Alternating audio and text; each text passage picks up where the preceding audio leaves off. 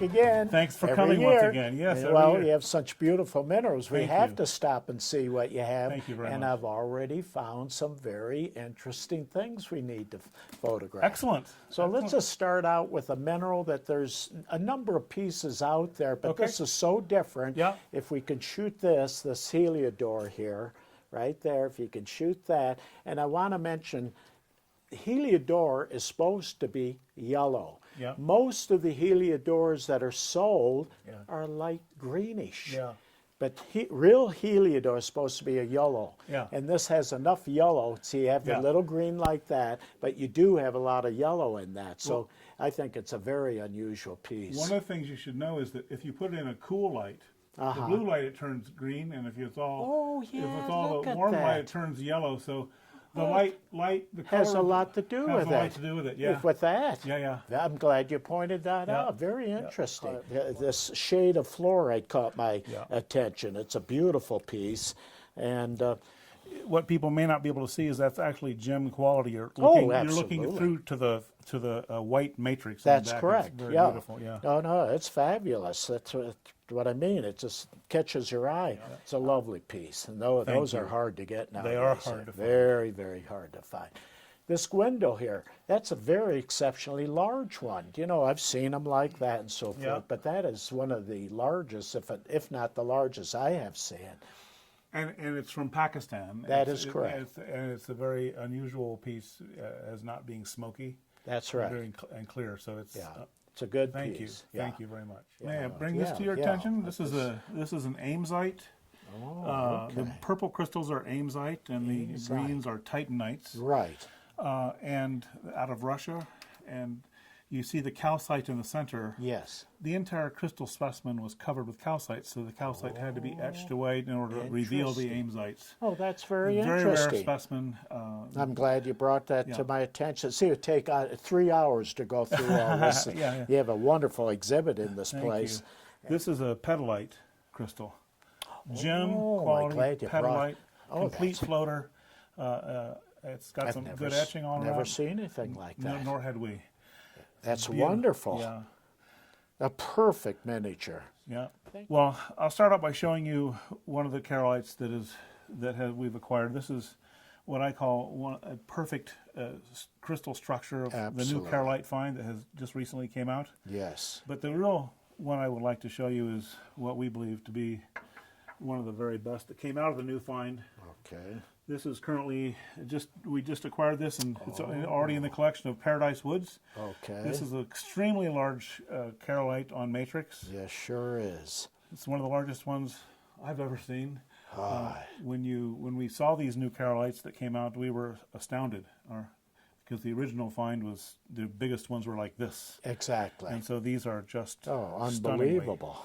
And I guess I'd be remiss if I didn't show. Oh, look at These are Paraibas. Oh, isn't that something? These, Look at that color. Yeah. That's that Paraiba. color. Paraiba. We acquired 3 specimens of Paraiba this year, and they were in a collection. Not in a collection. They were in a jeweler's. A guy in the gem trade in Thailand had them, Oh, and he didn't really want them anymore. We were able to acquire them. very good. He only valued the gem rough, and so these are really outstanding. Oh, it's Paraibas. fantastic. Yeah.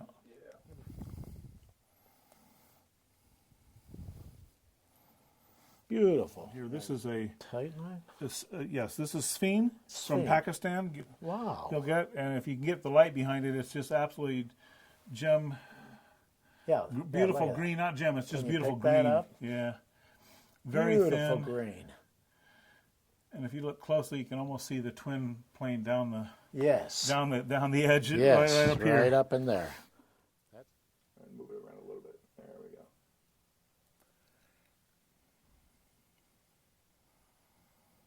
The color fluorite on there is like a green like I've never seen the Yes. likes of. Yeah. Then you got the quartz crystal, this feldspar.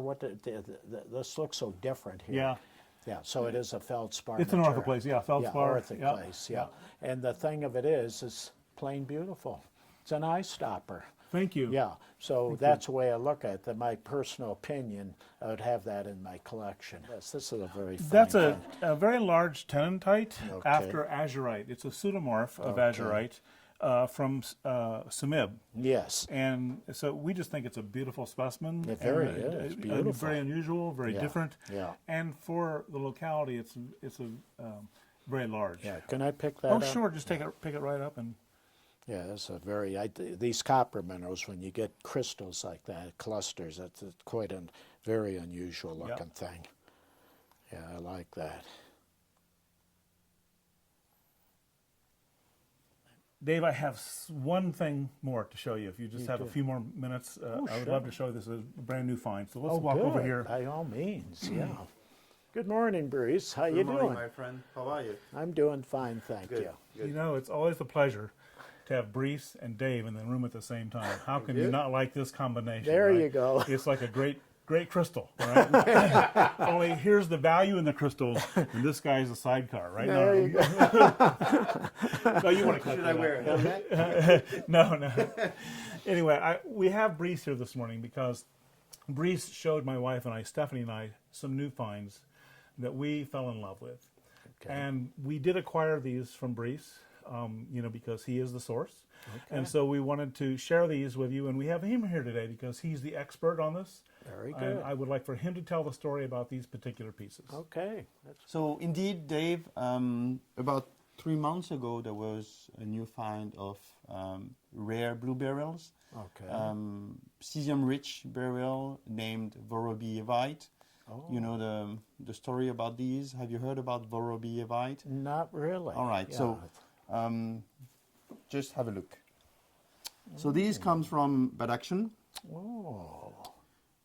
from Deodara mine in Badakhshan, Afghanistan. So this is Vorobievite on the tourmaline. Say that real slowly. Voro, V-O, Yeah. Vorobievite. Okay. Maybe my accent is, I don't know, but Is it a new Vorobievite. Is it a new species? Well, there were a few pieces that were found a few years ago in the same place. Okay. But like small crystals, 2 to 3 centimeters, rarely on matrix. Okay. And it was like a very small pocket. Yes. So the story on these is a few months ago, a new pocket was found in Badakhshan, and the quality of the crystals and the size of the crystals It's was fantastic. way better than anything that In the was seen past. before in the past. Yes. And so So it's actually a species mineral. Yeah. That's fantastic. So it's a burial. That's a very It's a important burial. thing. Yeah. And the story on these is when I saw that everything was given to Federico Pezzotta, to make a huge study on it, because first of all, in Elba, long ago, there were some traces and little crystals of the same species. So Okay. Federico Pezzotta was very excited to do the whole study. Yes. And he's writing at this time the study. Okay. And he explained me that at the very early stage of the formation of the pocket, these were morganites because they contain alkali and cesium, So at the very early stage of the pocket, they were pink. Okay, there, Okay. that answers Then, this. at the late stage of the crystallization, due to the shoal, the tourmaline and shoal present in the pocket that contains iron, Yes. the iron polluted, if we may say polluted, the morganites and changed the color from pink because of the cesium and the alkali to blue. Okay. So, and Federico explained me that 3 days ago when he gave me everything back, and he said, in his terms, believe it or not, these are blue morganite. So I was like, How interesting. what are you talking about? Yeah. And then he explained me everything, and then he's right. They were morganite. Yes. In terms of crystallization, the structure is morganite. Yes. The chemistry is morganite, Yes. except the iron that entered into the last stage Yes. of the formation and change the pink to blue. How So interesting. he says the closest thing to call this is blue morganite. How interesting. Has that been accepted worldwide now? Well, that's or very they're new. working on So it? that's Yeah. very new. If you want to Okay. know the whole scientific aspect of it, it's going to be published in the MR in the next few months. Oh, They're going to okay. be a big report on Very that good. find. Okay. And the whole study will be published. Very good. So if you want to have a look and then understand what is exactly the chemistry and the formations and everything of that Yeah. species, I get the it will MR, be in the MR soon. Yeah, very good. So you can see these are, look, these are true gems. Yeah, those are the gemmy ones. Now this is interesting. Look at they're all different. Very different. That is very unusual. much So bigger what are they, crystals. now, okay, mineralogically speaking, what are they going to call them? Vorobeyevite. That's the name that was given a few years ago. Okay. Say However, that real slow. Voro, Burl, Voro, Burl, V-O-R-O. yeah. Vorobeyevite. Viavite. Yes. It was named after a Russian gentleman. His last name was Roboviev. Interesting. Roboviev. Okay. And his A.L. Roboviev, I believe, is his name. And so it's Robovievite. It's his last name with an "ite" on the end. Okay, I got you. And that'll be the species name. Yes, it is. So the it is species- the actually species a name. new However, species, is that correct? Yes, Yeah, yes. very However, good.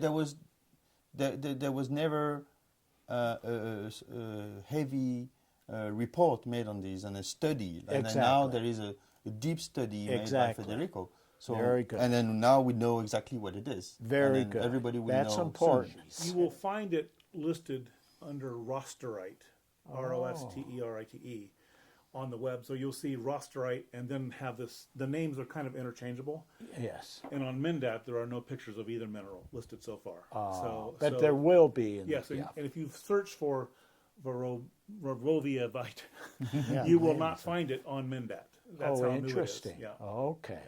Brian, if They're you can show unique. the luster yeah, and look at then look that, at the yeah. color here.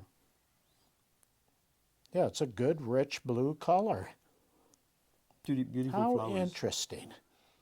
I remember a few days ago, I saw a few agates that blow me away, and I'm in the business since my baby bottle time, and so we're still learning, even with agates. Oh, yeah, very you know? much That's so. what is crazy. Yeah. Just agate is the Oh, I love the agates. start of everything. It's like quartz, It's like Yeah, you never expect. And that's why I and collected. I had a I'm very 46 fine years old, agate collection. and I'm still learning. Oh, yeah. It's endless. Goes on and Brief. on and on. Thank you so much for coming in and sharing your knowledge with us, Dave. Thank Thanks you. Very a much lot. appreciated. We'll always love to see you. Right. And Thanks so a have lot. a great show to the both Yeah, of you. thanks a lot. Thank you. Appreciate Thank you, it. Dave. Thank you. Rob, how are you? Haven't seen you since your wonderful symposium. Boy, did I enjoy that. That was really, you did a wonderful job on that. And you know, Rob, I do want to say this. You're the first person that has really come out and mentioned my name of what I've done in this hobby. You have no idea what that means to me. I highly respect that because I felt I was a good help to the hobby to bring it up to high status, and I really appreciate that. I feel like I should hug him at this point. Don't make me cry. Yeah. Dave, thank you for saying that. I know it's from Yeah. the heart. Yeah. And you've done a absolutely. lot for all of us. I appreciate that. You know that a lot of ugly stuff has come out of this silver mine in China, but there was one pocket of these elongated, beautiful acanthites. Beautiful. Yeah. And this that's is from a silver mine. Yeah, that's magnificent. No, I like the sulfides and the sulfur salts. You know, a lot of people want just the beautiful minerals, but I highly respect all phases of different minerals. No, that's a magnificent thing. Yeah. So the story on these is they first came to the specimen market because people went there for the silvers. The silvers first came to the specimen market because they were being worn as bracelets. The silver wires That's right. were being twisted into bracelets That's and worn right. by the natives. I Yeah. mean, they have no value. Why not?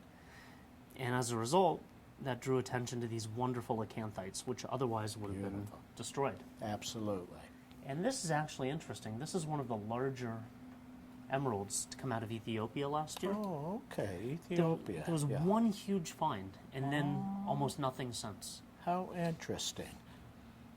So that's a rare locality, that's for sure. Yeah. You don't hear of it. Isn't that, it's different because it's just, oh yeah, see, it's heavy and everything. What they are is, they're the cubic crystals in this. Very massive. Oh yeah. Large silver Oh, crystals. yeah, absolutely. This is a good ruby.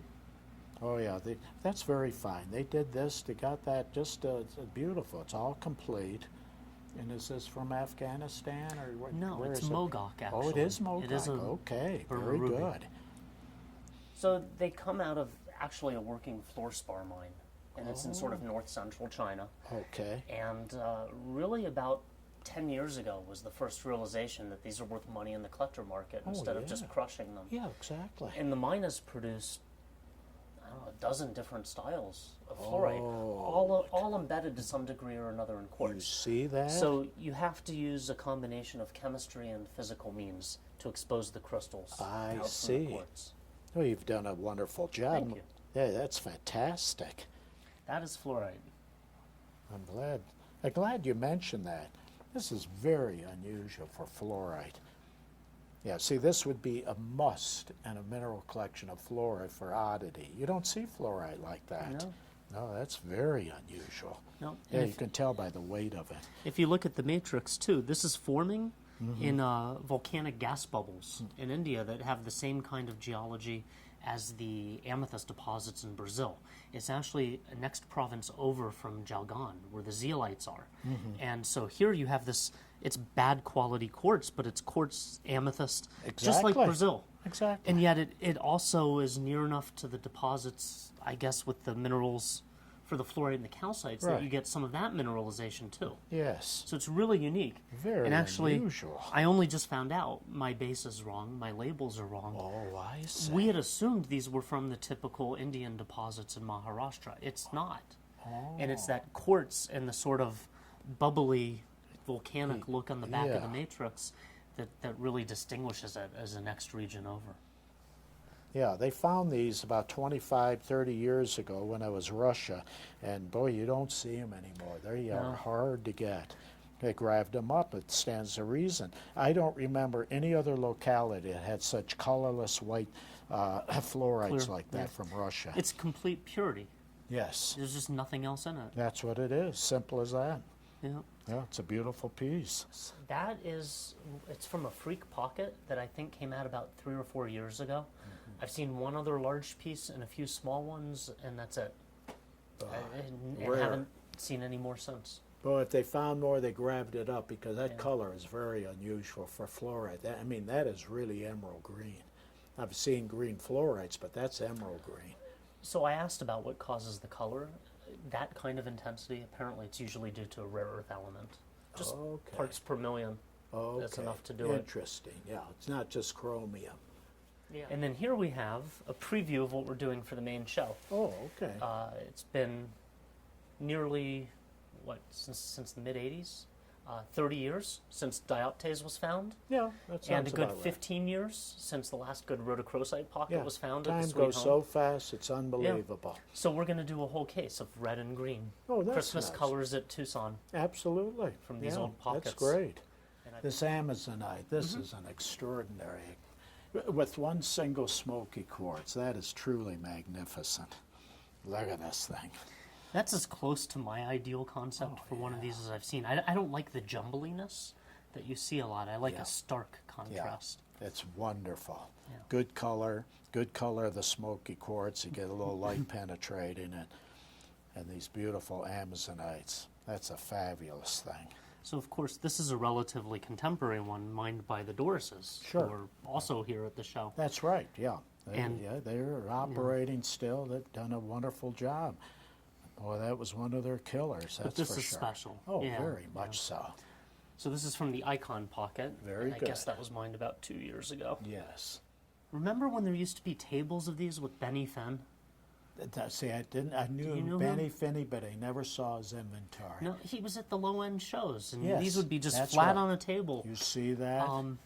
For education. In fact, when I came into the hobby, you could buy these for I want to say it was $4 or $7 a pound. pound.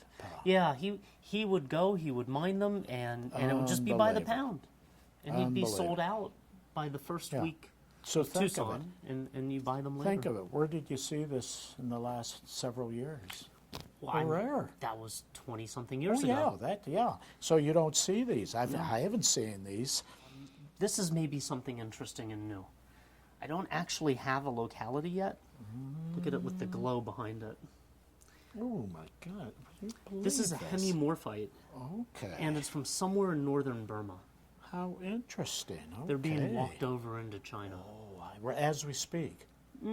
Trickle. Okay. Yeah, trickle. I bought So this it in wasn't May. like 20 years ago. Oh, or no, something. no. Yeah. In the last year. Okay. So this is actually a sign we might start seeing more from Burma. Isn't that the truth? They made it, according to Federico, you can't get into, what's the name of that town in Burma? And it's very... Mogok. Mogok. You can't get into that right now. Yeah, you need permission. There's problems. We have a mix of contemporary things. Again, this is not terribly expensive or rare as a species, but it's beautiful. Yeah, look at this. Isn't that a beautiful thing? This is a very subtly colored Cuprian aragonite from southern China. Okay. Now, isn't that a lovely thing? Look at that. It's just pretty. See, it's, the thing of it is, this is a gorgeous thing for people that are just kind of getting in the hobby and so forth. That's a beautiful thing. Isn't that beautiful? So we're seeing a lot of African Congo, in Yes. particular, minerals. See, that's good Go to because you China had a big first. one of these last year, but here's another one. But this is it's so good and so beautiful. It looks like it was man-made. Yeah, look It at looks this. fake. Yeah, I know. yeah, really. For what it's worth, believe me, I soaked the first few in acetone and every other one since. Yes. They're actually real. This is a Chinese creedite, Oh, okay. which most Well, people that's don't even know different. it exists. Yeah. Yeah. Yeah, usually they're the lavender little sticks, but this is totally different. Those later. This is important because you can't get these cerandites anymore. No? Nobody has these. These are very difficult to get, and that's a beauty. You got a superb piece here. No repairs. No repairs, complete. No, that somebody should grab this up. This is from 1988, if I Yeah, recall. that's They right. call it the glory hole. Yes, Yeah. like that. So I was actually in this pocket Okay. and in this mine. It's a 100-year-old artisanal fluorite mine, at which they've added modern extensions by hand at the end of it. Yes. And it just, I love the Beautiful. contrast. I think this is the fluorite pocket of the year for China. Oh, it's for wonderful. last year. And then it takes almost a year to get it prepped and cleaned. And Yes, to the that's show. right. if you That's turn it fantastic. just that way, do you see the blue? Oh yeah, highlight going in yeah, there? it sure is. Yeah, yeah, you can see blue into it. So interesting. These are our new cases from China. Not only are some of the minerals from China. Oh, these are from China. Yeah, Good so for I'm you. manufacturing these. It's a new Wow. floor model. We've extended them to make them longer. Very good. They're about 6 inches deeper than most of the American See cases. that? Oh yeah, they are Yeah. deep when you think of Yeah. it. Now, how is the price retail opposed to the American ones? Yeah. Under 10,000 Nice. delivered. Wow. And so remember, you're getting a larger space. Most of the cases end here. And then what It's we've also wider done, and deeper. yeah, look at this. We've wired the crossbars here. Oh, you see that? So you have light points right in the middle. Oh yeah, see that's wonderful. And it's funny, the reason I started thinking about doing that is my own drift to larger specimens. A big part of the mineral market recently is looking for bigger pieces. Yes. But most of our showcases aren't built to light them. You get these That's the dark spots problem. in the middle of the shelf. Exactly. So this solves That that answers problem. that. Yeah, look Yeah. at the lighting in here. China, see that? All my beautiful new stuff is from China. Here, put it in the Unbelievable. light Yeah, right about here. there. Look at that. That's fantastic. Yeah. So See, that's boy, you were smart to set up business there. You were. Oh Thank you. my God. this is actually that. the Liu Fengshan mine. So Liu Fengshan has been active for 20 years as a producer of specimens, but every year the style is different. I say. And it's not to be confused with what the first azurites from China were. That was Shilu, the big rosettes. Yes. Different mine. Different mine. Yeah. Okay. take that out for you. Actually, here we'll See, leave what it. catches my eye is the gemminess of this and the fact, I've seen the gemmy ones and so forth, but the length of these smoky quartzes are much longer than the average one. The average ones are more like this, and these crystals are in between it. See, the crystal about that size and so forth. This is the first one personally I've seen where you have beautiful long smoky quartz, and then these beautiful gemmy garnets are all in between them there. That's a very showy piece. It caught my eye as soon as I went up to the case. Yeah, it's very balanced. Very Very balanced. gemmy. Beautiful thing. They've been trying to mine more of these for years. So the main location is done. It's a hard granite, and you have to blast into it. Oh, And the yeah. problem is, Blow up everything. well, Whatever. dynamite's very illegal in China. Oh. I think I've told this story before. Marijuana's a little less illegal, so it's just much easier for the miners to grow marijuana on the terraces below the mountain than it is to use dynamite. How interesting. And it's really hard work collecting these. Oh, I can imagine. It's a beautiful thing. This is interesting. What's the story on that? It's an eye stopper. It's a heterogenite. Oh, say that It's again. a heterogenite. It's one of these Heterogenite. You did weird, very well. rare That's the cobalt mixed minerals. That's that comes very out of fine. You want something different in your area. collection, there it is. See, I would have this instantly put in my collection if I was building a collection. See, now and then, certain crystals, certain massive materials, certain oddities. To me, that's just a very showy looking specimen. That catches your eye. Very interesting. Yeah, thank you. You know, that's old too. This is See that? old Gilbert Gautier material. See that? When was he active? 10, 12 years ago. He died, I think, at 79 years old, about 10 Yeah, or 12 so he was years. mostly active in the 80s Yes. and 90s. Yeah. Yeah, this is the kind of thing that mostly went to the crusher. I mean, Well, once again, it's been an honor. Rob, appreciate Thank it. you. Keep up the good work. And you always have beautiful things, and look forward to seeing you each year, and keep up the good work. We appreciate it. Thanks. Hi, Wally. How you doing? Fine. Another year. I'm saying it Yes. to everybody. And each year we do it, it seems like it's like a couple months apart. The time goes so fast. And Oh, as you yes. get older, it goes so Oh, fast. thank you for this compliment. Yeah. Is that pinkish fluorite? There's a pinkish Okay, what's fluorite. unusual about it, it's on pyrite matrix. Yes. That's very unusual. Would you like to have a closer look on it? Yes, I would like to Okay. see that out. Let me open the showcase. Yes. You see all those cube octahedrons? Yes. Associated with pyrite. Yeah. I've never seen that, this color of fluorite on pyrite matrix like that. Yes, it is a very old specimen, and there came out only a bunch of this. I think in the 90s. Okay. It was an Austrian collector went to Peru and bought those specimens. I think in the 80s. Yes. Yes. It's from Okovka in Russia. Oh, okay. It's a Russian one. Yes. Okay.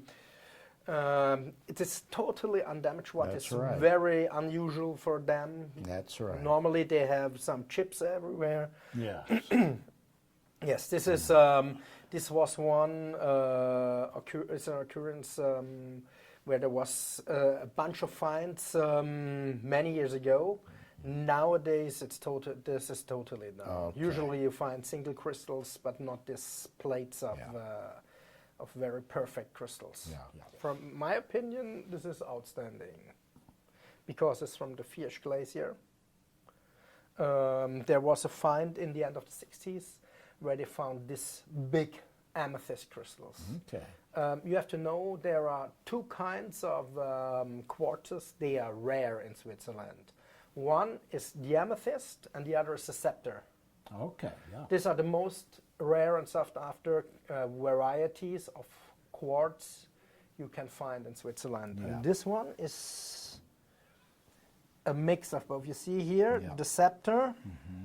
Yeah. Sure Yes, is. Yeah. here's the scepter, and it's a huge plate of amethyst. Yeah. It's from the Fiersch Glacier in Wallis Canton. Okay. And to see it's absolutely pristine Oh, around. it's Yes. wonderful. Beautiful piece. This is a killer. Yeah, could you bring that out? Yes, it's glued on the Good. base. Okay. I'll It's be from careful. Swanning 2 mine. Yes, we had the good luck to purchase this collection some months ago. Beautiful. Yes, That's a this beautiful Thomasite is crystal. very, very good. Oh, Yes. yeah, that's wonderful. Usually you find some single crystals or I some see. small clusters. Yes.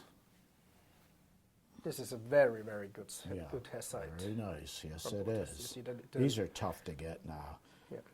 Years ago, you could get some of these things, but boy, I haven't seen one in a long time. So it's a pleasure especially to see in the that. size. Yeah, and that Yeah. good size there. Let's see where From that the is. Nikolaevsky mine. You Okay. see. Approximately, how old is this one?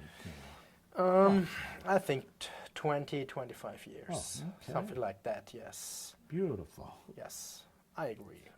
Yes, also a very nice specimen. Beautiful. It's all the same on It's the all backside. totally complete. Yes, look at the Look backside. at that. What I like about this is this type of shading is a little bit different, the Yeah. color, and the fact that you just don't see when did this come out? Because you don't see it anymore. 30. The collection, the collection we purchased was built from the 70s to the end of the 90s. Okay. And Very I think this specimen came out end of the 70s. Yeah. Yes. Makes sense. Yes. This is one of the most beautiful specimens I ever saw from Romania. You see, it's a manganone calcite. And on this scalenohedrons, there are perched tiny pale blue fluoride crystals. Oh, for Pete's Yes, sake. if you turn it on the other side, you see here those octahedrons of fluoride. A very rare, very old specimen. Came out from the 80s, Oh, yeah, there's some. 1980s. They're very hard to see. Won't be able to pick it up in there, but Yes. the overall specimen's gorgeous. Beautiful.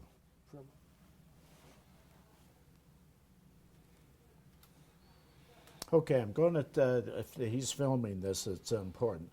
What makes this important is these isolated crystals like that. And Here's especially- the bunch of the bulk of it, but you don't see it with this. Yes. It's always kind of like that. Yeah. And it's a lovely piece. And where is it's this from from- Brazil? It's from Correggio Frio. And it's a is very, it Brazil, is a very old one. It is from the 1970 finds. Yeah.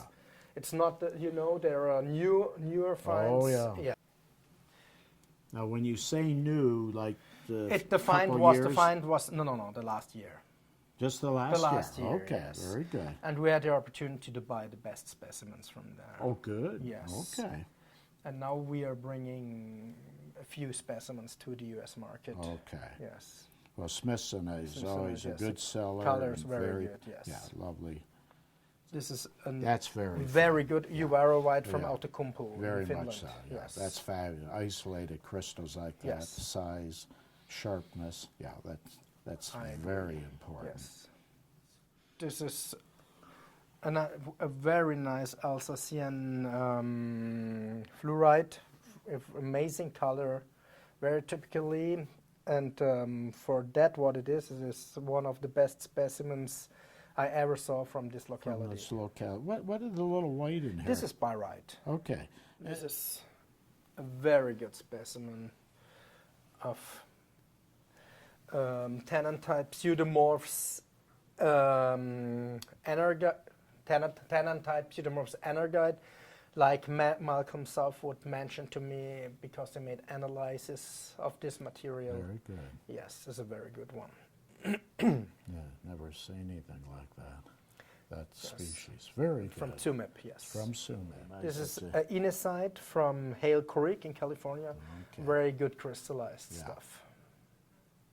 You see the pale pink, very sharp crystals, well developed. Yeah. Now, do you have anything in the back by any chance? A few specimens I have. This because we decided to sell a few specimens from our personal Larian collection. Okay. And if you like to see, Yeah. I will I'd love bring to you. see. It was in the Munich show from the special exhibition From Mine to Mine. It is a Romanishite. We analyzed this in the 90s. And what is it? Romanishite pseudomorphs gypsum. Okay, isn't that unusual? That is just plain unusual. Yes, this It's is a pseudomorph after gypsum. Yes, and it comes from the Hilarion mine in Larion, Greece. How interesting. That's Yes. a beautiful thing. It's truly a museum piece. Yes, it is. No question about it. What's And the next then? one is probably the best European adamite. Very good. Oh, look at that. Adamite. It comes from the Serpieri mine number 60. Oh, isn't that unusual? Yes. I like betrothal. Yeah, Oh, that is something. it was And also where's it from? from the Serpieri mine number 60 in Larion as well. Very Yes. good. Very different. Yeah, I agree. This Oh, is, yeah, very good. Unusual. like mentioned, probably the best European You adamite. see that? Doesn't Yes. surprise me. Okay. You have Thanks to a lot, come. Wally. Thank you, Appreciate Dave. it. It was a pleasure. I appreciate it. Thank you. Hello. How are you? Hey, So good how to are see you, sweetie? again. Oh, gosh. I won't even mention how long we've known each other. At least a year. Well, a few less wrinkles ago. Okay. Well, yeah. You know, I was looking in here and I saw a rock that I don't even believe it's here. Honest to gosh. That spodumene back in there. I mean, when you look at it, Yeah. it's not what people typically collect. They want that bright pink, Oh, yeah, that beautiful sure. color. But here's the cool thing about this piece. It's amazing. Once it's from Massachusetts, okay? That Again, alone is- that alone is cool. That makes it rare. Here's the original label for this. Good grief. And that piece was collected. Does that say 1911? No, that is actually 1881, Oh, for God's sakes. September 21st. My eyes have gone. Well, this is 1880, that's older than, 1881. this is older than my mother-in-law. Well, For gosh sakes. and look, it's still alive. Yeah. But You know, isn't that amazing? For a historic rock, this is absolutely amazing Yeah, to have yeah, all the labels with it, the different collections it's been in, and this is a Hmm. great piece to have on display with all that historic. I would think any museum or university in New England would kill for this baby. Oh, absolutely. It's wonderful. It's a great, amazing And piece to you've have. got all the provenance. Have all the provenance. What a special piece. And Yep. if you look on the internet, this pops up on the internet with, of course, Yeah. the picture of the piece. All right. Is that the Bunker Hill? That is Bunker Yeah, Hill. Yeah. Wow. And as you can see, Complete. Complete. Yeah. Is that out of the level 9 Jersey vein? yes, Yeah, it okay. sure is. Yeah. What a nice specimen. The crystallization. Very nice, large Yeah, crystals, A lot of these are hoppered. These are not. These have nice terminations. nice terminations. Yeah. Second, Wonder what that stuff is. not beautiful. Yeah. Wayne is, I think, world famous. I think I can say that with confidence. Wayne Light is world famous as an expert on gold. He has handled more gold and appraised more gold collections and has been more involved with gold specimens than any other dealer in the business. I would I can, say I with confidence. absolutely 100% agree He's with you. written about it. He's lectured about it. He really knows his gold. And he's got to handle so much of it and Yeah, learning yeah. the techniques of cleaning Yeah. and all of that Yeah, stuff. that's the one thing he's done, I think, that brought gold into the market in big time. Yes, there were gold specimens available, but taking big masses of quartz that are nice doorstops, and he's turned them into showy specimens. And without, Absolutely. and he hasn't enhanced them; he's simply exposed them. Yeah, you just, he wonderful. has learned to expose gold. This doorstop you're seeing on the bottom here, that's the only way to describe. It is such a large piece, and this is out of the Oriental mine. It's the first time showing on this Okay. piece. And The Oriental mine, of course, Don Dickey owned for 50 years and mined, and he passed away 2 years ago. I see. And he didn't sell any of his gold. He loaned it out to different museums and universities, and now his widow is having us prepare the pieces and sell them for her. And getting the money back. This piece originally was on loan to the LA County Museum, but it didn't look like that. It was kind of covered in quartz and very little gold showing, and it's not highly crystallized as you imagine most crystallized gold, but it's such an amazing piece. There is over 200 ounces You're in this piece. kidding. 200. Yeah, 200. Good grief. So it weighs a little bit, but again, an amazing piece to look at because it's not a nugget. It is crystallized, yeah, right. but it just does not have the highest form of crystallization that you're used to. Well, we got a whole bunch of red, as you see, and this was a special placement in the room because when you peek in the door and decide whether you want to come in here, first thing you see is this red. So Just catches you right away. that was my placement factor here. Yeah. So Smart. this piece here is a new Schwanni piece. Yep. And of course, the size of it alone is pretty spectacular Yeah. because you just don't see Schwanni in this size range. I don't see any damage on there. There is a couple little on baby the edge. pieces, but for the most part, it's there. Yeah. It's, Good color. Wonderful crystals. And it's a great size What a piece. specimen. And yeah, color's fabulous. People look at this one, it's very, very unusual. Yeah.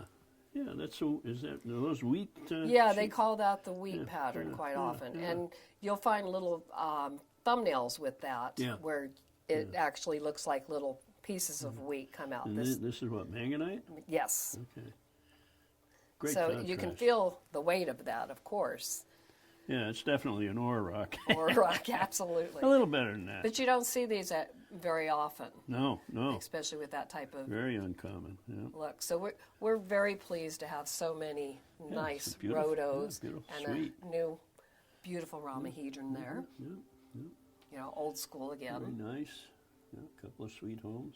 So this, Oh yeah. Ooh. that is so I old time. love the contract on these. Isn't that amazing? Yeah. The little bato oil malachite Beautiful with the little azurite roses. Yeah, beautiful.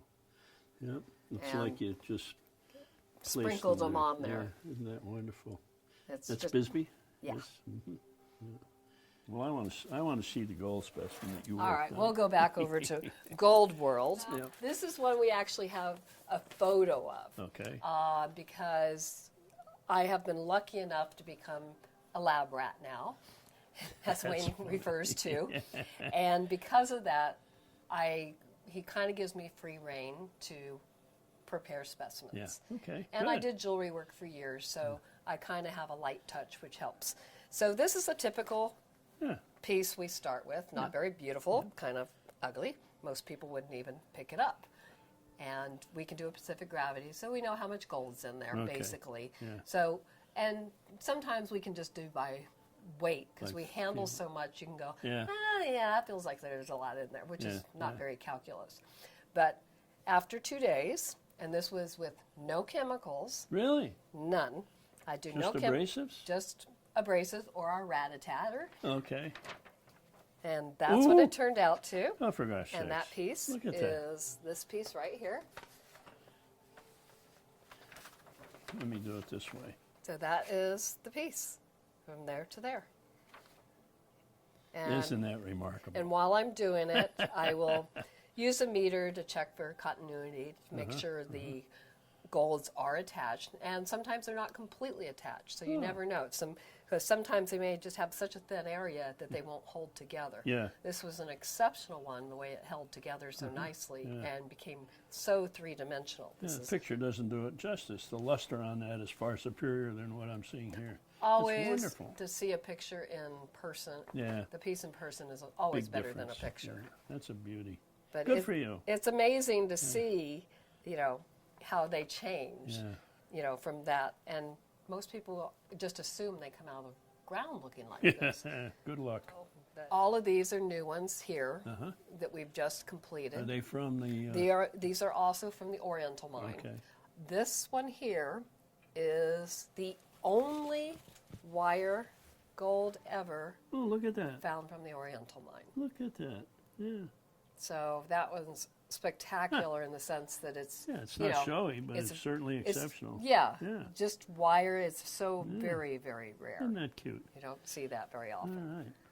Have I seen that before? No, you have not. Okay, because I looked at some gold in a bank up there some years ago.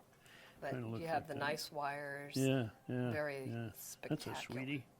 Yeah. But I do have one more piece to show you. Okay. And No this is gold. No gold this time. no gold. We're going to Okay. change corners, but this one came out of Wayne's private collection. Ah. Okay. And Oh my goodness. You know, the Matrix says Las Vegas. you are absolutely Little correct. epidote. But crystals don't say Las Vegas. They are so good. They so are exceptional. well with your shirt. What a compliment! Yeah. Yes, you should wear that. There you are. But look at the color. Wayne That's acquired intense. this 30 years ago Did he? at the Detroit show. Hmm. And we have brought it to a couple of people, and they just basically, their jaw dropped when they saw the color of this Well, if piece. you look at that, just like that, you would never say Las Vegas. No. You have to handle it and actually Look at see it, the Las see Vegas matrix to know and that's there where it's is- from. That's how and unusual. this piece has never been cleaned. You're kidding. It's been sitting in his collection, so yeah. Sure is.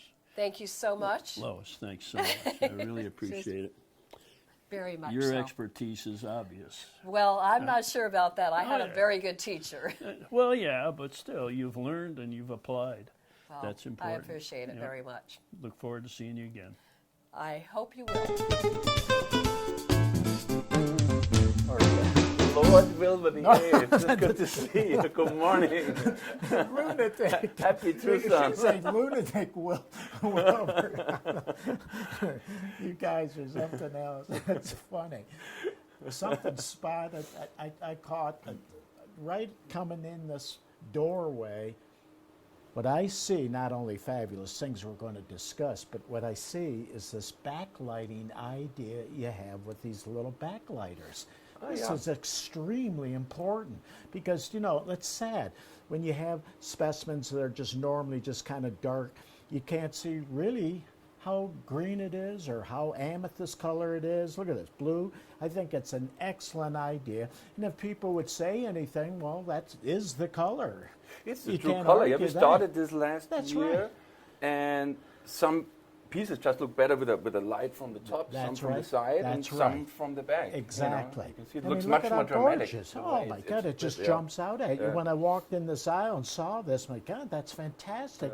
And slowly I'm seeing these lights being used, and you did a wonderful job on here. That's fun to play with them. Yeah, you Oh, have the little yeah. plugs in, and you can remove them. And Yes. you don't want to do it on a metallic rock, obviously. No, but it has that'd be to a be waste of colorful. time. Yeah, exactly. Goes on there. See how beautiful that is? That tanzanite backlit like The ruby, for example. Look at the you know. ruby, yeah. Of course, you can see need the that. red when you Yes. hold it in your hand, It's but important if it's to show backlit, that. it's just much. If they much say, nicer. well, isn't that? No. This is the real color. You just can't get big lights to light it. You have to have it this way. Now, if they're cut and faceted, then they would disperse light better. It's no different. Yes. Say, so you're showing these wonderful with the lighting. I've never seen that in Goshenite, this drastic crystallization of this. Very unusual piece. There's kind of the hexagonal part of the crystal. No, that's very rare. Look at how jagged that is. See that? Oh, that's fabulous. Then it goes hollow in there. Is that? Yeah, it does. Yeah, a lot of- That very unusual thing. Very good. And the last 2-3 years is very quiet in Quiet. Tanzania. Yeah, that's And money they're in the finding- bank they're to finding, have yeah, that. finding rough material That's for right. cutting, but I Crystals didn't see for any that. new good crystals now for I the last haven't 2-3 seen years. them. Yeah. No, you got it.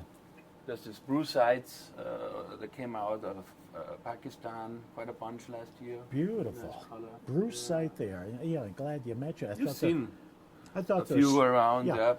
I thought there were just some sulfurs in there. I'm glad you brought it to my attention. Yeah, that's beautiful. What is this here? Is it just the matrix? Just the matrix. Yeah, yeah. okay. Yeah. It has a nice form. Look too, at like- that. Yeah. Look at that thing. It's like one of those sea fish, what do they call it? They have a name for that, I can't think. What? Seahorse, yeah, seahorse. Yeah. Isn't that a beautiful thing? And when were these found? Over the last year. Very good. Yeah. Did you have breakfast already? Oh, yeah. No. You had already? Because if not, I have an egg for you. I don't have my glasses. That's What's cool. in that That's thing? an opal. It's an opal from Mexico. It looks like an egg. An egg. Oh, isn't that cute? They opened that up here, and there's what's inside of it. Looks like It really an is egg an yolk, egg. yeah. Yeah. Those are so clever. Let's take this. This I just got. Unbelievable. It's solid, too. Look at that. It's all cubic, intergrown, 2 intergrown cubes. I can't believe this. Now, what is the, I don't have my glasses. What? That's pyrite. Oh, it's pyrite. For in there. example, this one I have checked. Okay. This one is a pyrite, Oh, and this one is pyrite. So they have both. you believe Here there's a this? little bit of malachite on. The Yeah, skeleton. it's from the same deposit, obviously. Okay. But it's not as sharp as Yeah. the singles, but it shows you It is the where same. it comes from. And I've Same just got area. another one, which is not very big, but just beautiful.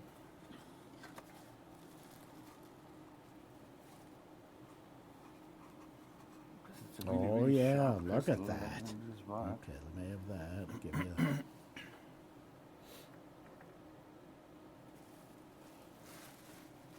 Razor sharp cube in there. Would you believe that? These really Look, and are you can tell something this one I else. also just got. Okay, Oh, you see look this at little that. sparkle? So there's still a lot of Yes. magnetites around, sphalerites, a quartz. You see a little quartz crystal? Yes, right growing there, in. yeah. Oh, this is unbelievable.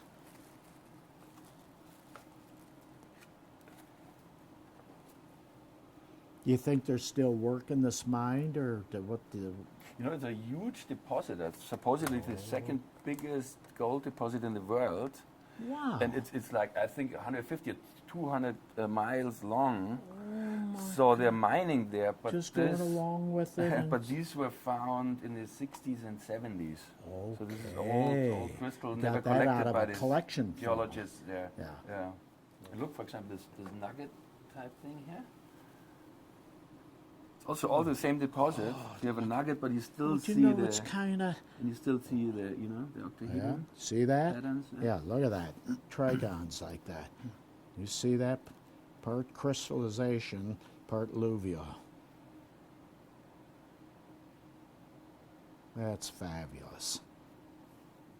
So the closer they came to the original spot where these things formed, the sharper the crystals are. But when they roll down the river, Yeah, that's looks right. like That's those right. are like that. Yeah. No, they go into a nugget situation.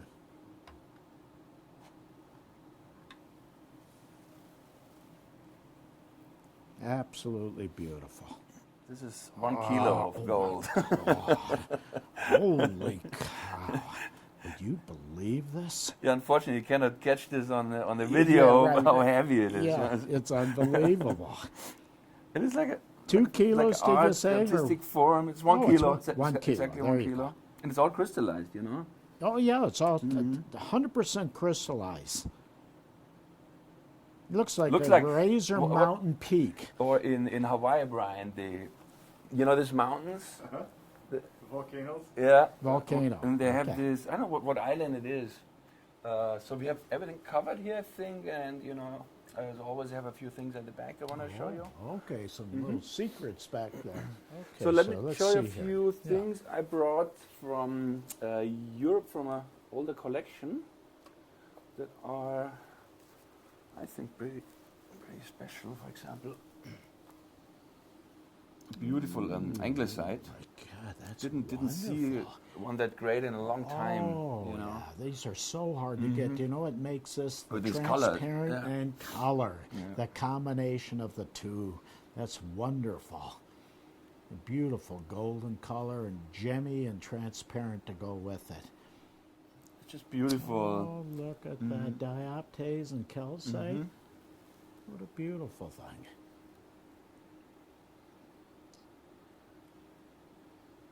Wow. Also, obviously, old piece from Oh, Sumer. very much. And you just don't see things like this. And it's 360. Can sure put it on a is. turntable. Yeah, see that? It's all perfect. Yeah. Talking about cerussite, we have Oh, look at Beautiful that. azurite Cerussite with the azure. Isn't that a wonderful thing? Now, what is the locality? that's Sumer. Yeah. Okay, it is an I mean, old you've seen- Sumeb piece, yeah. Yeah, you've seen plenty of the Mexican Milpias azurites Yes, lately. they kind This of is like an old-timer classic Oh, yeah. thing. with the cerussite like cerussite. that. Wonderful.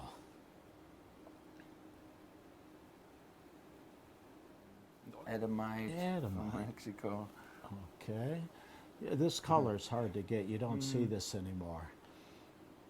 In fact, Adamite period, you don't. They No, used to they're all find it. gone. It's gone. All gone. They disappeared. But when it has the rose color, it's even rare type. Perfect little miniature. Yeah. Same collection.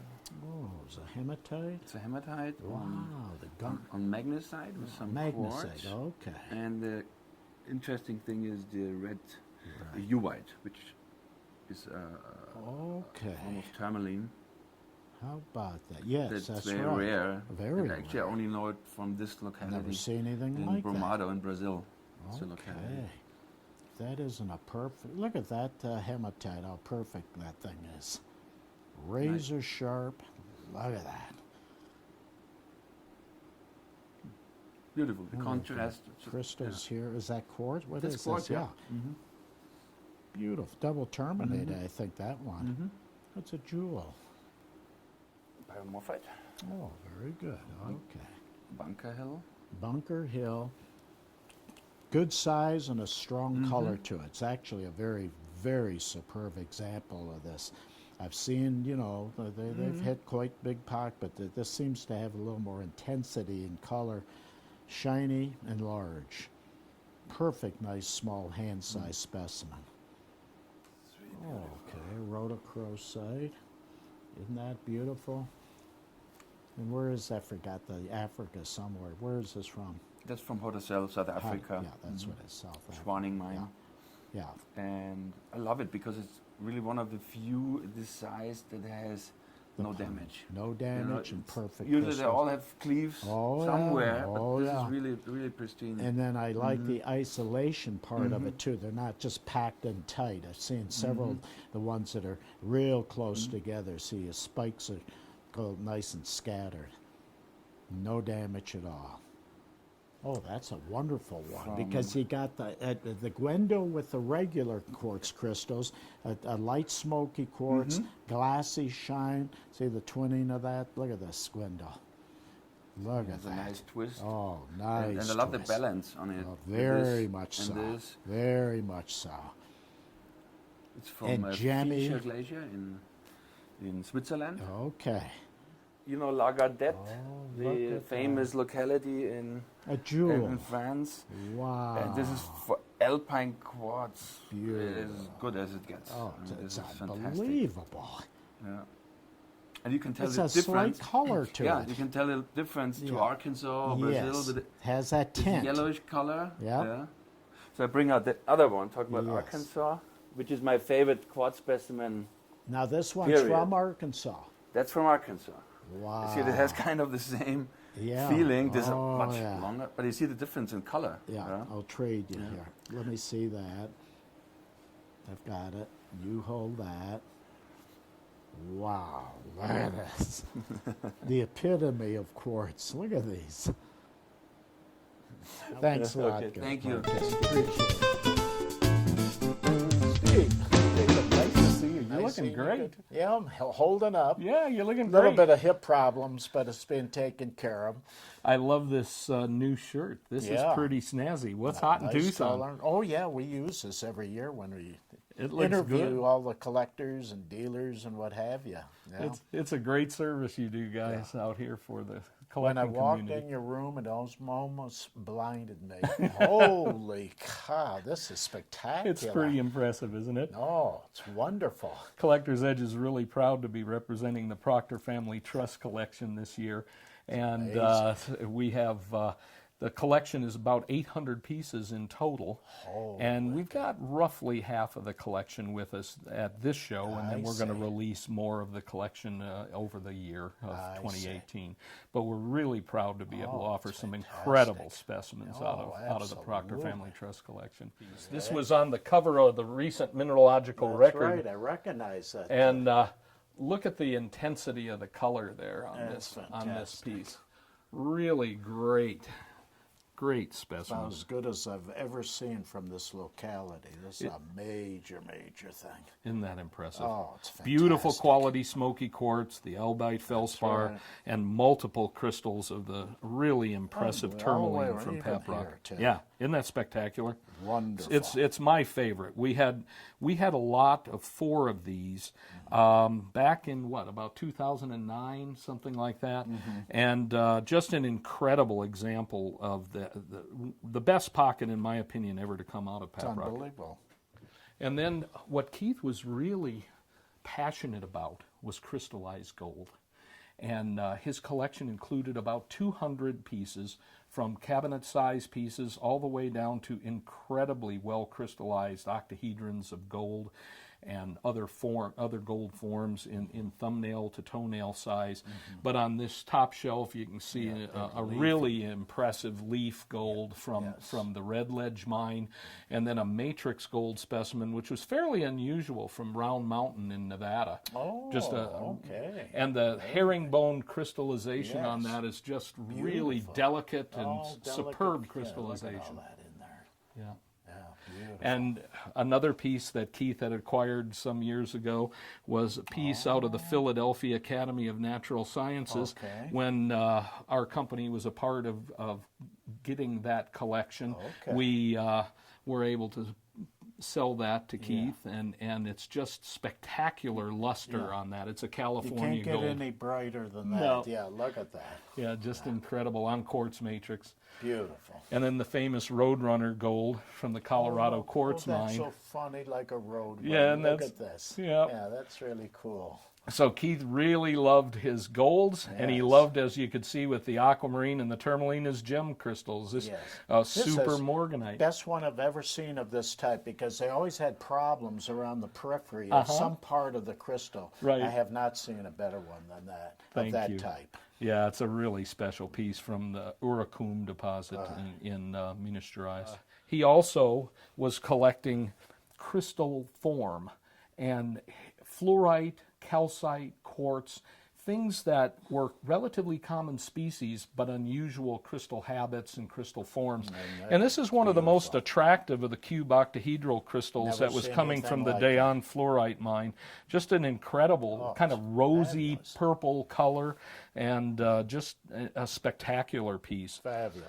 And then a tourmaline from Barra de Salinas. Oh, look at the coloration of that. Yeah. Beautiful piece. Holy Stunning emerald specimen from the fine. Kajim mine. beautiful. Nice little Zambia. small hand size. That's gorgeous. And a classic Sumeb cerussite. So it gives you a feel for the kind of worldwide classics and super aesthetic minerals that are in the Proctor Family Trust collection. Yeah.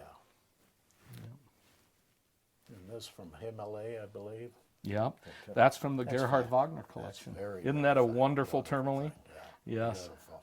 absolutely, especially from the Himalaya mine. Yes. That's a super aesthetic piece from the Sure Himalaya. is. Look at this guy. Yeah, isn't that cool? Oh, that's a. That- Those are so unusual. It's the most unusual combination of crystals going everywhere. Yes. Yeah. Every time you see that, immediately you know where it's from. Exactly, and this is another piece out of the Gerhard Wagner collection. Okay. He was calling it the flower of Pedenera, just a beautiful spray of Yes. gemmy tourmaline crystals. Yes. Bicolor tourmaline, the pink and green, Yeah. on quartz. I think it is so cool, and it's got a little weight to it. Thank you very much. That is fantastic. Isn't that great, Yeah. California? Just the way that is. River tumbled. And it's nice that they didn't clean this down here. Exactly. They left it natural. Isn't that beautiful? Fabulous. I love that piece. The little quartz fragments that are still Very trapped within the leaves of gold. It's a really special piece. A real and eye-catcher. quite heavy. Oh, yeah. You got a lot of ounces. There's some ounces Beautiful of gold there. piece. Yeah, I Very love that different. specimen. That's right. Yeah, It's so Yuba different. River in Hanging Valleys area, California. Every year, the Collector's Edge accumulates a large shipment of mineral specimens from southern Africa, and a lot from the Cockevel region of Namibia, the Gobobaseb Mountains, the Orongo Mountains in Namibia. And so this year, we were really fortunate to get some beautiful little specimens of shattuckite with malachite crystallization. They form in little vugs, and they just the color contrast between the fibrous shattuckite coating the inside of the vug and then the beautiful malachite growing on it. They've been super popular, and we got a nice selection of them in our shipment from Namibia good. this year. Very good. You'll see a They'll number go- of them in the they'll cases. sell very well. Yeah. And one of the new things we've gotten this year is a lot of about 35 acanthite specimens that were accumulated down in Mexico during the mining activity and were kind of squirreled away. And they've made the light of day. We were fortunate enough to buy this group. And you can tell they're from different pockets because their crystal morphology is so different. Right. You have the really well-formed, lustrous cubic crystals like this with some octahedral modifications at the corner. Then you have this wonderful hoppered group of acanthite, and many of these specimens have not only acanthite, but they also have stephanite crystals and polybasite crystals Very on them as good. well. So really handsome specimens of acanthite. Very good. This Lovely emerald piece. really catches my eye. Isn't It's that just nice? very different on that matrix like that. Just Yeah. Muso mine, just Yes. a really lovely piece. see that. Yeah. Got it. Yeah. All right. That is superb. Hard to get big matrix Oh, yeah. emerald specimens Yeah, like and that. on the white matrix, tough to A little get bit of this. calcite and quartz. Yes. This also was in the article in the Mineralogical Record recently Okay. on the Afghan pegmatites. Okay. And it's out of the same pocket Doesn't surprise me. that the Proctor Trust piece was from. But look at the quality of this quartz. So many times the quartz from Afghanistan is highly fractured. I don't know whether it was natural processes or mining influence, but a lot of times the quartz are internally fractured, and this is very clear, lustrous, You got it. in great condition, and a beautiful tourmaline crystal in association. This is a Heliodor crystal Yes. from the Medina mines area. Beautiful. Isn't that nice? Beautiful. Brazilian Heliodor. Yeah. Super color. Beautiful. Another piece from Medina. That is fantastic. Isn't that amazing? Wonderful. The solution etching features on this crystal are just It's kind of like a spectacular. one-shot deal. They hit a pocket Yeah. of these. Not a lot, but just it's a wonder. This is definitely one of the best I've seen. Isn't that It's spectacular? wonderful. Yeah, the termination's Yes, glassy everything. and all the. I love all this Yeah. stuff. Isn't that amazing? The geometric forms from the solution etching. It's really, truly spectacular crystal. And boy, they just ran out of these just Yeah. like that. They Oh, just yeah. went. And they are real classics. Yes, they are. Everybody lusts after these. Oh, yeah. And this again was out of the Proctor Family Trust collection. Very good. This is by far the finest in the world of this type of just plain gold running through quartz. Running through quartz. And from Western Australia, Yeah. and it is heavy. Oh, There's it's somewhere on the loaded with order of 165 ounces of gold Doesn't in surprise this me. piece, and it actually the gold is so sharp on the edges that it actually hurts to pick the piece Oh, up. yeah. A lot of times we'll wear gloves to handle it because it's really heavy Can cut and ya. it just cuts right into your skin. It's a fabulous. really impressive piece visually and impressive to carry it around. That's right. It's fabulous. Yeah. Isn't that lovely? This is beautiful. Is this Kongsberg? Yes, a Kongsberg silver as well. That was Keith and Mana's collection. What is that right in there? It's some crystallization. Yeah, of something it's in another mineral species. Yeah, it's gotta Sometimes be. it's a canthite and other associated species. There's a little calcite in there. Oh, yeah. I haven't looped those little pocket areas.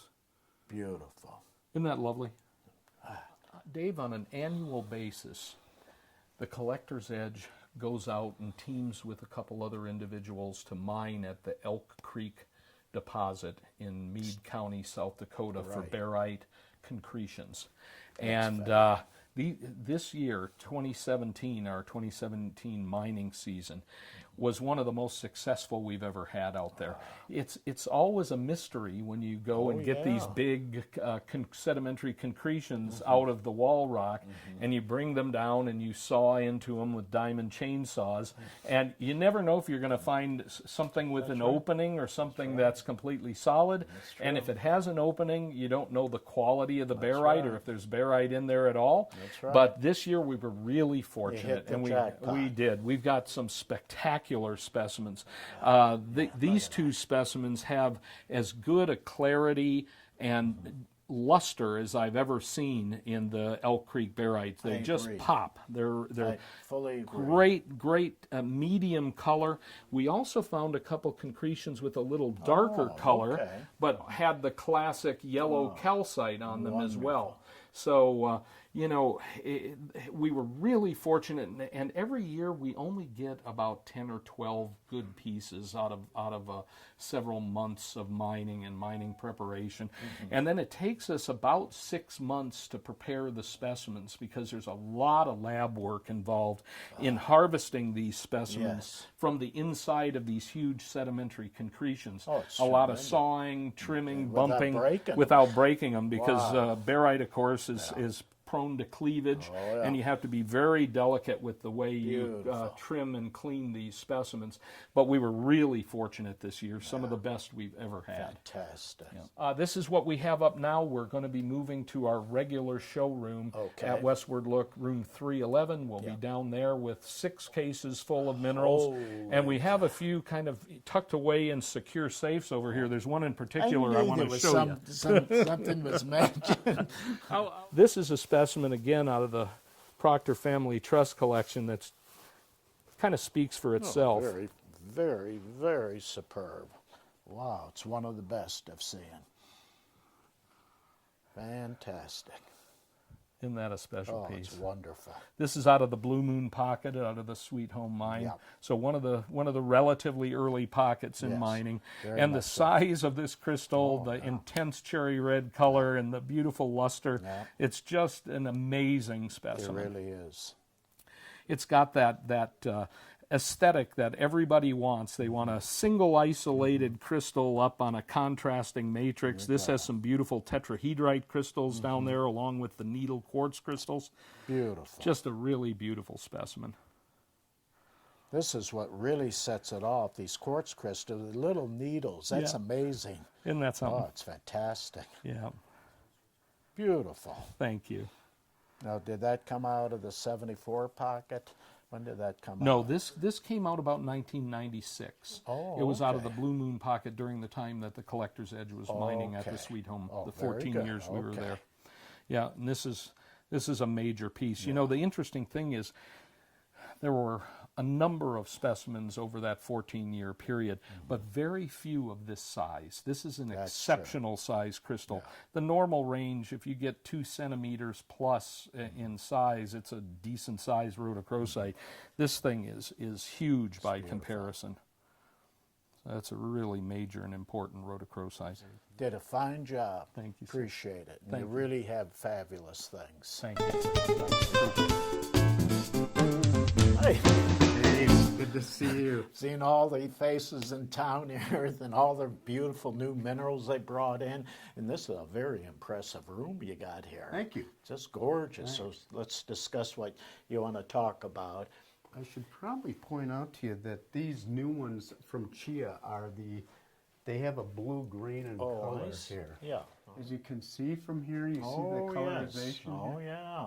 Goes from From blue to green. to green in the matrix pieces. Beautiful. But that's newer material, Okay. and the morganites are new from Brazil that have this magenta color. Oh, fabulous. And they have, this one's kind of unique because it has Inclusion there. holes, the tourmalines that go entirely through the morganite. Yes, that's what I'm noticing. And they're completely crystallized. And here we have a lot of pieces out of an old collection in Europe, like the Sumeb smithsonite, the Great French barite. There's several pieces that are really classic. Okay. And have a lot of the documentation with it. Okay. That's important too. Blue. What is that? This is a hemimorphite from China. I've never seen anything like that intensity of blue. Either had I. When I first got them, I was curious, Yeah. so we took it out to make sure it wasn't enhanced in any Good. way. What is this here? Yeah, this is the It's a new prehnite. prenites It from is a Mali, but prehnite. it's an unusual Yeah, one because totally it has, different. It's complete all the way around, Yeah, and it has unbelievable. stillbite with it. That's very unusual. So I liked it because it was a complete group Yes. front and back. Very much so. So it wasn't a floater, but it was like a stalactite that Yes. grew out of that. Wonderful. Okay. Mike, what do you have there? Boy, that's a jewel-looking thing there. These, we Whoa, were lucky what are enough these? to get a collection of Herkimer. Herkimers that were collected over years. My God, this is a killer. We saw a wonderful small one the other day, but a cluster this size, quality. Are these being found right now, or are they out of Some a of them, collection? this is a collection that has been amassed, but some of them were very recent. We have several of Okay. these chains. Most of them are repaired, of course, but Yes. they are clicks, but Yes. they're just fantastic. Oh, they're wonderful. And we have a wide variety right now of some of the best Herkimers that have ever come out, Never including seen anything like it. total gem ones on the Druzy Dark, and they're just incredible. Oh, that's fantastic. Here's a great old Wendel, again from these old Oh, collections yeah. in Switzerland. Very good. Okay. And what's so neat about it's a white quartz Gwendol rather than a smoky one. I like that. I do too. You don't see the white ones like that very often. This is the new look at location as that. well. It's an Wow. unbelievable color. Like, yeah, that's one of the things. The colors are so much stronger than the ones coming out of San Diego County. See, I had one from the White Queen mine, Norm Dawson's mine, much lighter in color. More like this type of, even a little lighter than that. No, these are fabulous, these morganites coming out. And believe it or not, this peachy pink one is from the same location as the magenta kind of purple with the tourmaline holes. So this was a different pocket. And here you can see how thick this Look thing at is. that. And That it's is, complete. I'm glad you're showing that, yeah. So that one has got the gem. Oh, beautiful. Look at that. I like it with the gemmy, smoky Oh, quartz. yeah. The association even has little balls of lepidolite. Yeah, I see that. Isn't that a good one?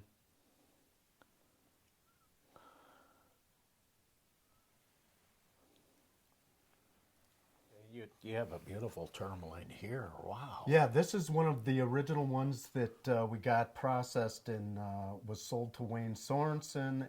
I Okay. believe it was even on the cover of calendar by Gloria Stabler. Oh, okay. That's beautiful. And Wayne has chosen to liquidate this piece and some other things out of his collection at that time. But this is a great one because it has tourmaline on the back as well, if I have a key. So if you look at it here, it's a gorgeous. tough way to do it, but Oh, look at the yeah. back. All the way around. So It's it fabulous. has a lot going for it as Oh, far as it that sure goes. does. That's And- beautiful. We continue to get some of the Cruceros Oh, look at that. Isn't that a jewel? This one These is are from. fabulous things are coming out.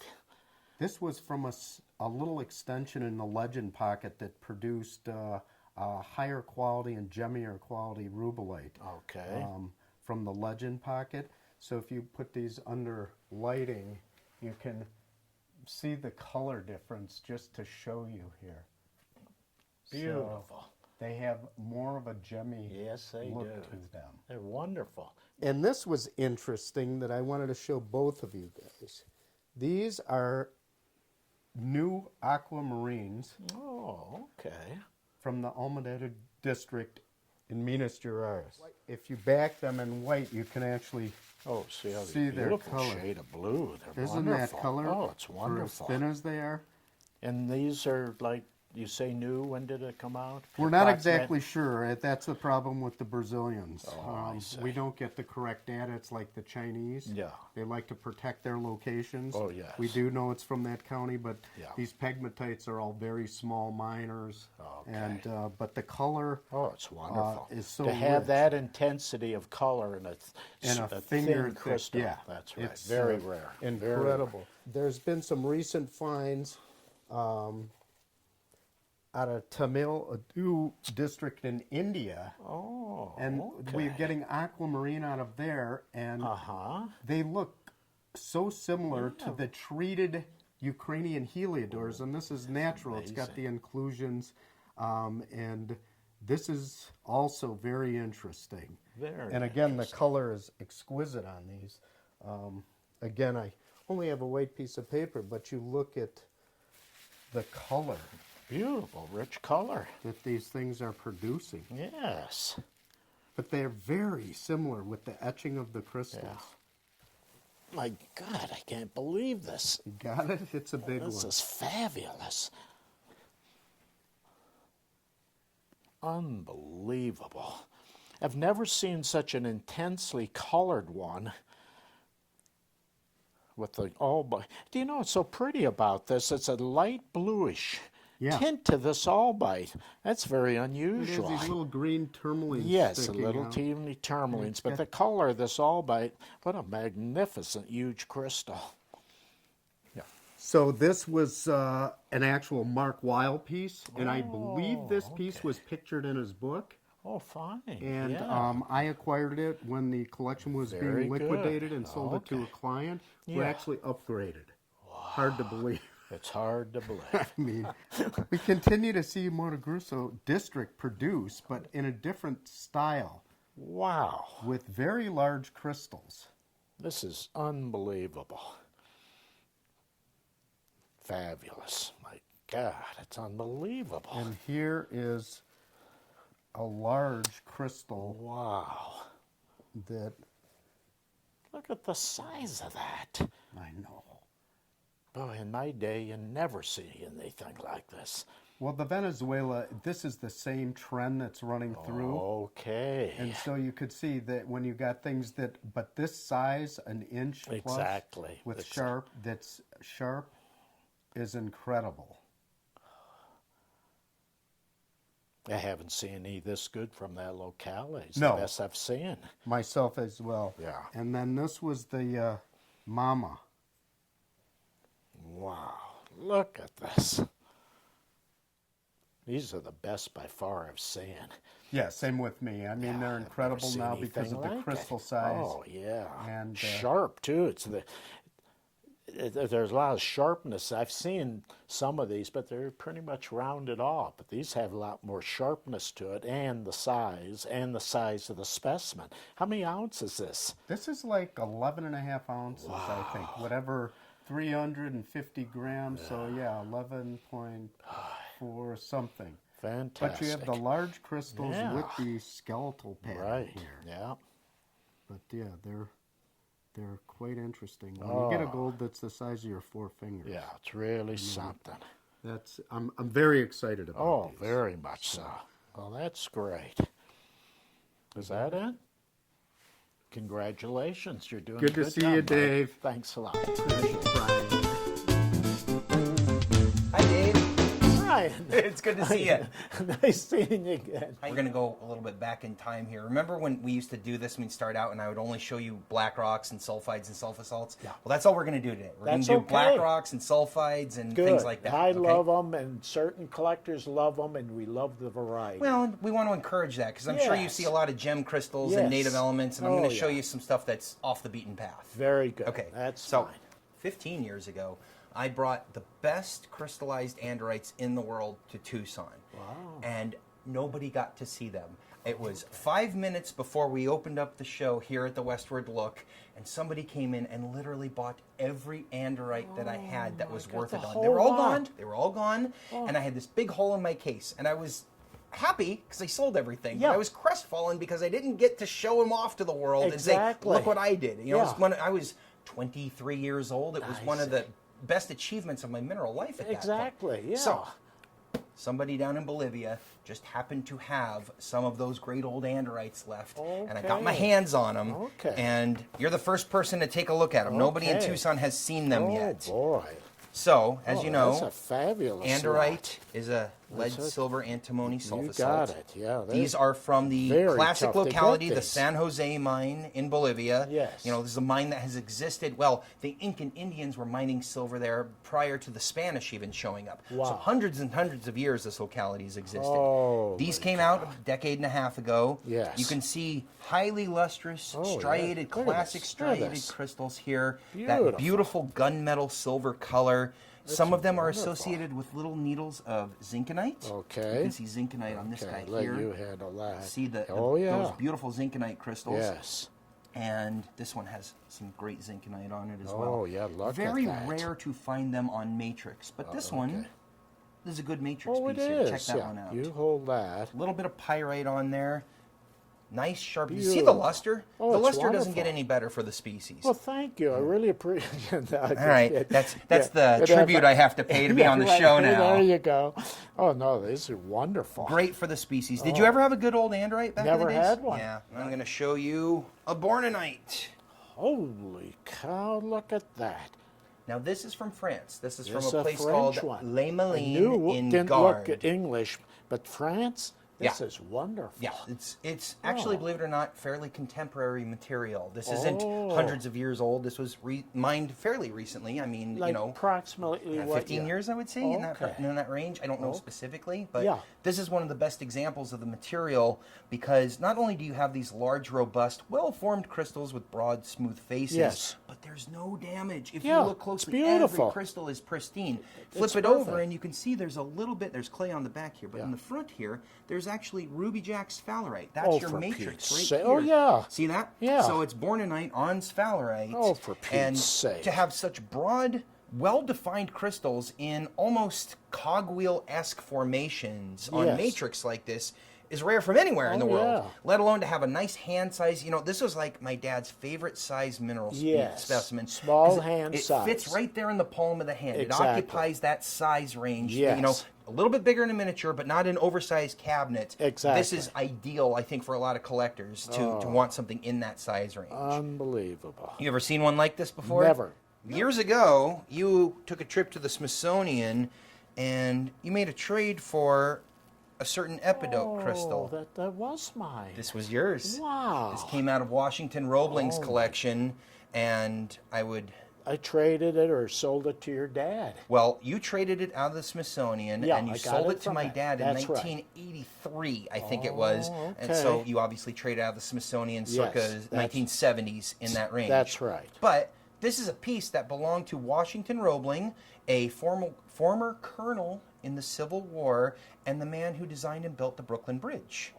So, this thing dates back to the late 1800s at least. It's well over a century old. Thank you. I'm taking this home with me. You can only have one. You chose the handwriting. You're stuck with it. You're stuck with it. Too late now. That is fabulous. Turn it around. We'll show everybody these terminations on the front here. They almost look like they have been machined. Yes. They are so highly reflective and glassy. Incredibly smooth, well-formed, and no damage whatsoever on there. Not a pin dot. You couldn't sculpt a better epidote specimen. Unbelievable. I know it looks black, and a lot of the old Knapenwand epidotes are black. This is the classic locality for the species. Around the world, everybody recognizes Austrian epidotes as being the finest. Very much so, But yeah. they can often be very dark.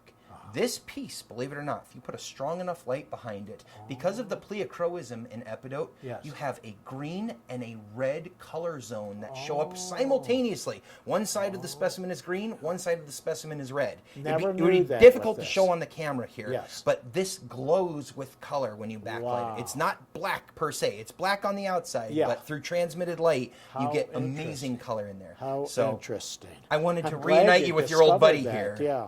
So, This is Gersdorfite. oh my goodness, I've never seen anything this size and This the is- size of the crystals. This is a You're lucky nickel. to get a little piece of it. It's a nickel arsenic sulfasalt. Yeah. This is from Morocco, from the Bouazer district. Okay. And in the past, I've had, crystals like this or this, and this is a very good example of the species. Yes. But the density and the sheer quality of these crystals combined into a full cabinet display specimen has to be ostensibly the finest example of crystallized Gersdorfite Never seen anything like in the this. world. Yeah. It's heavy. Oh, It's yes. big. There's a lot of heft to it. Yes. But when you have this many crystals, and there's a few minor imperfections, but to have so many pristine, large crystals like this, I mean, even this one up on the upper edge How here, it survived. that's an inch. Yeah, exactly. How does something Because like it's this make it thin out of the here, ground? it could have easily broken right off. And I've sold many best in the world of black rocks, sulfides and sulfasalts over the Yeah. years. This is one of the most impressive things I've It ever really owned. is. Just because you don't get such a density, so many crystals together like this on a single specimen, Yep. and they're all in good shape. Yep. You would imagine a piece like this would get rolled down a hill and every termination is broken and just be a lump at that point. But there's so many good faces That's on there. fabulous. And the fact that it takes two hands to hold it because That's it's so right. big and heavy, I Never don't had know if there's anything like anything it. even close to this I out don't there. think so. Never seen anything like this in this. And I like specimen. showing you best in the world of things that aren't transparent or super colorful because exactly. this is also mineral collecting too, right? Absolutely. Thanks for coming Well, by, Dave. once It's always again, great had to see some you. good I've known you my surprises for- entire life, Yeah, and it's right. always great to see you in Thanks a Tucson lot. every year. Brian, I appreciate it. Take care. Fine, thank you. Nice seeing you, and you have an exhibit over at the Pueblo. Yes. And I didn't know you were going to be in here, so we saw your place set up there, Yeah, and you have three beautiful exhibits in here. So let's Thank go you. over this. As soon as I walked in this room, this caught my eye. Not only their beautiful quartz crystals, but the Yes. twinning.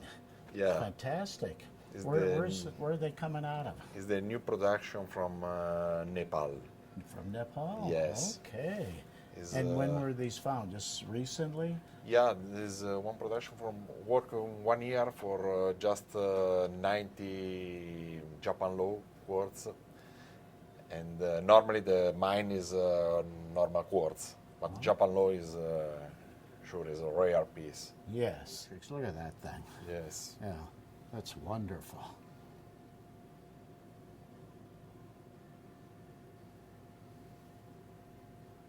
Beautiful. Okay, very From good. Badakhshan.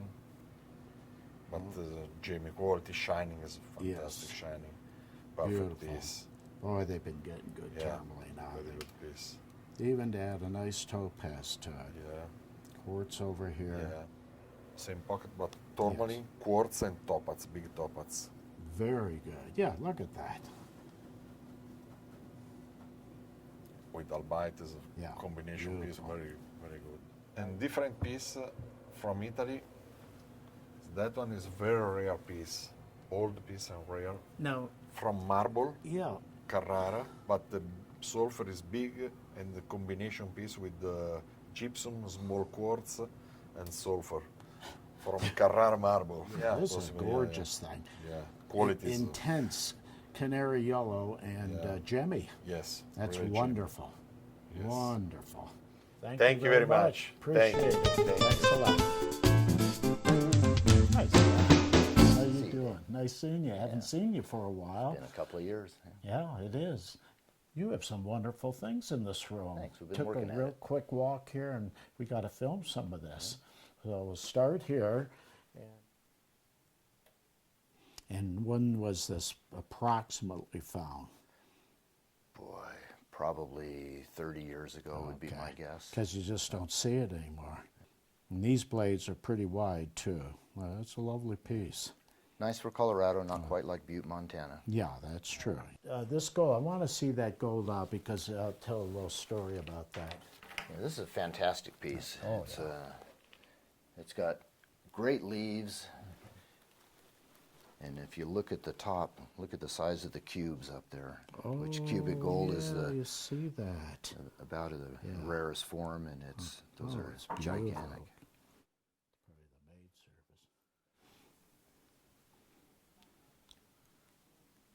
So that's from the Round Mountain mine. Very good. Yeah, look at this. Holy cow. Well, and as you know, I sort of specialize in gold, and Yeah. the exciting thing for me this year is I have a contract at the Fire Creek mine, which is a brand new mine in Nevada, and it is producing incredible golds. Oh, that's and I have great. one here. Brand new production. And when did that come out? Approximately. This we dug in early December. Wow, this specimen. Yeah. Good for you. And it grew into open space. Yeah, I can hold these things. It's Look at this thing. really unusual crystallography. I've never seen this habit anywhere in the world. And on the tips of some of the crystals, there's some silver mineral, which we haven't identified yet, but there is selenium in the system, so You it see probably that? is nalmanite. You see that? Boy, I have that checked out. And then what's really interesting is it's actually on basalt. And Yeah, you when almost think- never yeah, see, yeah, it is see basalt. Is this a layer of quartz on top yeah, of it? very thin drues of quartz. Yes. That's wonderful. But does that give you indication you're just getting into a zone that could be really loaded of, or is a hit or miss, or what? Well, so Hard far to it's say. hit and miss. You just don't know. Most of the ore is, they're narrow veins typically with 1-2 inch thick veins, but they're quite rich. Yes. This was a brecciated block where it opened up. It was just lucky that it was exposed on the face, but they're going to be going back through this zone within the month. Very I plan to be out there with a diamond chainsaw to Yeah, help don't get some blame new you. pieces. Is it Los Lamentos? Yes, it is. Yeah. Now, what's so fine about this, and all the years I've been in the business, I have not personally seen these wonderful crystals of Los Lamento on a white, snowy white background, being this coating here. That's very unusual. Usually you get it on just, most of them are kind of all bunched together, but when you get it on there, you can see it across the room. That's number one. Number two, extremely rare to get a specimen this big of it. Yeah, it can only depend on getting it out of a collection, and the whole thing with the combination of the size of the specimen. Crystals are of good size. You have a multitude of sizes in there, but on the white matrix, that's horribly rare. But here's a real nice example of a superb new one that's come out in the last couple months. When did this come out? About a year ago, actually. Oh, this one's a year, okay. And here's a lovely Legrandite, and boy, are the collectors happy to see this stuff on the market now, because they ran out, and for years it took to get a new find. That's a lovely example. It catches your eye. Now here's another one, if you can open up this case, is the rhodochrosite there. Exceptional size. Oh, wonderful. And the spikes are kind of above normal. Normally they're a little bit smaller than it. This one happens to have a lot of real good large ones. And yeah, you can be proud of that. You could sell that in a minute in certain parts of the world. Three right in there. From Laos? Yeah, look at that.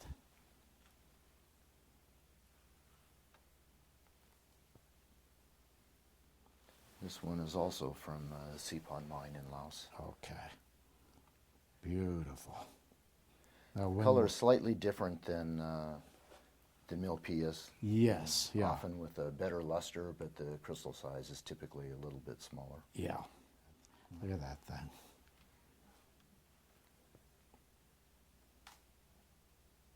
Beautiful. Holy cow. But it's a lovely thing. That dru's on there like that. Look at that, the shape of the crystal.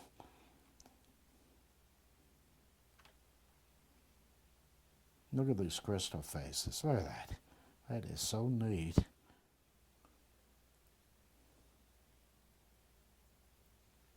Yeah, I particularly like the pink dolomite contrast. Yeah, isn't that the truth? Yeah. In this case, probably the most important thing is this new find of grandidierite. I don't even know the mineral. I think It's I've an heard of it. exceedingly rare borosilicate, pegmatite mineral from southern Madagascar. Wow. And this is one of the best terminated crystals That's known. exciting. Very Perhaps important. best of species for terminated crystals. It, See it that? almost doesn't exist Yeah, in so terminated that's important. crystals. Yeah, that should have a big, important write-up on it. Now, the thing that caught me as soon as I opened the door, Harley got in the door, that right there. That's unbelievable. The little visual impact on My that. God. You know, they seem to be in a zone in one of the quarries in India where they're getting some great ones. Yeah. But that's just the largest and best I've seen with Never seen anything best like color and on matrix, which is Oh, unusual. it's fabulous. Yeah. Hawaii. Now, what's nice about that, you know, I've seen the single ones and quite a bit in the single crystal, but to have the cluster of smaller quartz crystals and then more ahoite in the smaller tips there, the specimen overall is a very aesthetic piece. That's a big museum type specimen. I really like that. And once upon a time, it was even bigger. I don't know if you saw a very large piece that was on display in Denver about 3 or 4 years ago. I haven't been to Denver in 7 years, so I didn't get to see you missed it, but it was a plate, a meter and a half in diameter. It was just too big for any museum. You so, see that? So we cut it up and turned it into smaller pieces. Very and good. This is one of the 3 top large pieces. Well, you did a good job. That's spectacular. You got a beautiful setup.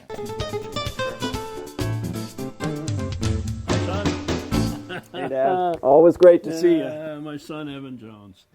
Newly acquired gold. Isn't that something? Let's talk about these. Well, what's great about these aren't just any gold thumbnails. Right. These are wire golds. Yeah. Wire gold is the rarest type of gold From in where? nature, Yeah, and these where? are from Colombia. Oh, Colombia, not Venezuela. No, not Okay. Venezuela. Well, that's new to me. Very difficult to obtain. I'm sure you're familiar with the world famous gold wires from Colorado. Sure. These are like small versions of those. Yeah. All right. Just wonderful. Yeah, you don't see them kicking around. Well, and these are great because they still show the striations. Right. You know, they haven't been stream worn. Yep. In very good condition. Are they from an operating mine or? I believe it's placer operations. Oh, really? But And they didn't travel very far. No, they couldn't have. As I mentioned, they still have They're the in great shape for striations. placers. Jeez. Yeah. Wow, look at that one. Curls right in on itself. Yep, and this is an accumulation of wires put together over many years by a miner down there. Sugilite is well known as a cutting material. Yeah, it's massive cutting material. But here you see a specimen of crystallized sugilite. Look at the color in that. That is intense. Microcrystals of sugilite. Yeah, extremely rare. This is the finest example that we've seen of this mineral. Yeah, wow. Yeah, I can remember seeing one tiny one a long time ago, and that was, they didn't think it was sugilite. And this is from the Wessels mine in South Africa, which is where all the sugilite has come from. It's in There's this your massive solid manganese ore, and you can see it's just shot through with sugilite. There's even gem material on the back of this, I think. You know, Well, Some of possibly. this may be cutting. Yeah, Possibly. We've got an old timer here that's nice. Yeah. When these came out years and years ago, there were a lot of them, but I haven't seen one in a long time. Yeah, this is a purple fluorapatite from Panasqueira, Portugal. Really exceptional quality. Yeah. That's better than most I've ever seen. Yeah. It's really a good one. And what's really neat It was originally sold by Walt Oh, Lidstrom for God's sakes, look at that. in the late 60s for $1,000. See that? Yeah, well, it tells you how rare they were even then, how exceptional they were. These look like adamite, but they are Paradamite. Yeah. which is the same chemistry as adamite, but different crystal system. That's Okay. correct, yeah. Paradamite is an extremely rare dimorph of adamite. Adamite, So it's the same chemical composition as adamite, but it forms, as you said, in a different crystal Okay, system. now these are from Apamee? These are from the Ohuela mine in Mapamee. Okay. These were found last year. It's the first find of paradamites in 40 years. Wow. Exceptional quality. Yeah. You know, Look when at you- the luster. Yeah. Look Yeah. at the color. It's really beautiful. And they're gemmy. Yeah. The paradamites from 40 years ago No, they weren't that gemmy. Yeah, you know And they why? weren't- Because where they were in the mine had been underwater. And that had done some minor damage to the stuff, and as the water table dropped, these were then exposed. So an extremely that. rare mineral. You can see they've come in two habits. These Right. single crystals Yep. and these balls and Radiating spherules. Right. Yeah, really, really. now they fine. occur with this white smithsonite. Huh. So that's what this mineral is. Nice contrast. Yeah, makes for a nice contrast. Yeah, when these first came out, nobody thought it was a new mineral. What they were being sold as adamite, and they were not recognized. I remember being at Susie Davis's right after somebody figured it out, and she was showing me, and I said, "Yeah, that's a nice adamite." She, "No, Bob, no, that's not not an adamite." Thank you, Susie. Now these paradamites occurred with this mineral here, which is more well known. Yeah, that's for sure. Yeah. And this is, of course, legrandite. Yeah. Legrandite and paradamite are found together Beautiful often. sprays. Yeah. You know, of course, legrandite is another zinc Arsenate. arsenate. Yeah. Again, this is the first discovery or major discovery of legrandite in 40 years. Wow. So we were fortunate enough to acquire a portion of the find. Yeah. And you can just see that they're wonderful. Again, with the smithsonites. Yeah. Look at this crystal. This is really something. Well, that'll refresh the market for people who want legrandite. Look at this crystal. Yeah, isn't that wonderful? A fat Yeah. terminated Yeah. legrandite crystal. Yeah. You just don't see these. No, not at all. Not at all. Yeah, this was the most exceptional wire gold That's lovely. from the find in Colombia. Yeah, if you pulled that thing out straight, it'd be over 2 inches long. That's true. Don't do it. No. Don't do it. Isn't that It's just the way that it's coiled is Yeah, just yeah, the perfect. perfection is Yeah. is amazing, and we did nothing to it. Nicely it came out striated. just like this. Okay, you share this room with Wayne Thompson, who, of course, I've known Wayne since he was a teenager. Did some trading with him, did a little collecting with him, and he has a display here too. That's right. So he's got a couple of things we ought to take a look at here. This is from Switzerland. This is not from France. Typically, the French pink fluorites are darker red, Yeah. like this one. But this is from Switzerland, so very exceptional. Super. It's one of the best ever. Yeah, the sharpness of those crystals and the color really make that an exceptional example of pink fluorite. Yeah, and from Switzerland. That's unusual. Yeah, typically the Swiss fluorites are more of a light pink. Yeah, yeah. And let's take a look at what we've got down here. Now, we were told that we need to show this, so Okay. let's take a look. You haven't even seen this? No, we got it. I haven't seen it, so this No, is I going to be haven't this is going to be a big surprise. Oh my! Hey, Gads. Look at that. Pakistan, here we come. Oh, gorgeous. this is the Tucson show poster from 2 years ago. Oh, okay. So if you have the poster, now you can have the specimen. And I believe this is from Nagar. No, Shigar. Okay. Shigar, Pakistan. Look at That's right. Nagar. Beautiful colors. The aquas occur on the muscovite. And this is albite? Yes. Yeah. This is albite.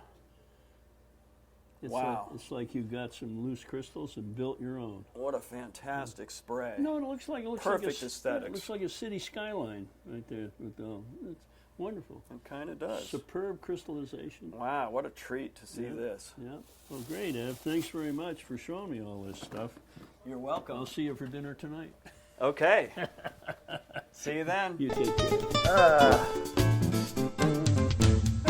Hey, Dave. Doing? Doing great. How are you doing? I'm hanging in there, doing a lot of filming and having a good time, and some fine things are in town here. And so, who do we have here? Well, we have some of our partners from Hallelujah Junction, the top of the mountain on Peterson Mountain in northern Nevada. We have Paul Geffner. Oh, hi, Paul. Good to see you as always. And Ryan Anderson. Hi, Ryan. How you doing? Good. And we had an amazing year, and we wanted to show you some of the things that we found up at the top of our mountain. Very good. And when were these found? Just recently? Yes, or? between May and June of 2017. Fantastic.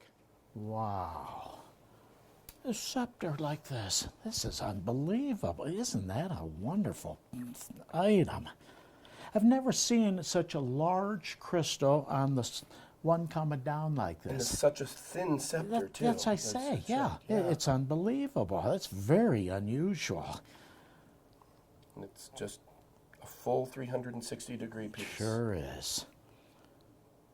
Beautiful. Fantastic. What a jewel.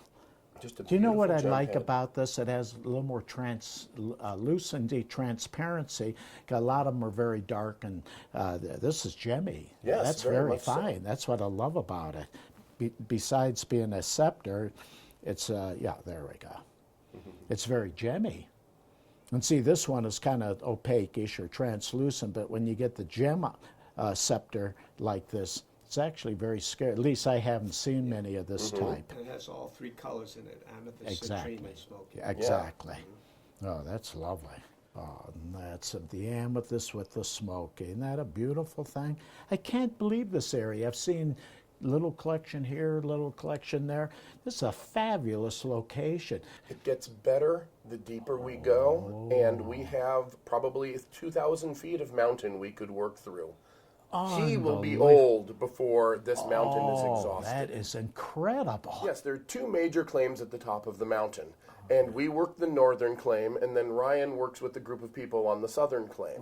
Okay. And the southern claim had some of the finest finds, like you see here, that we've ever seen come off the mountain. Wow.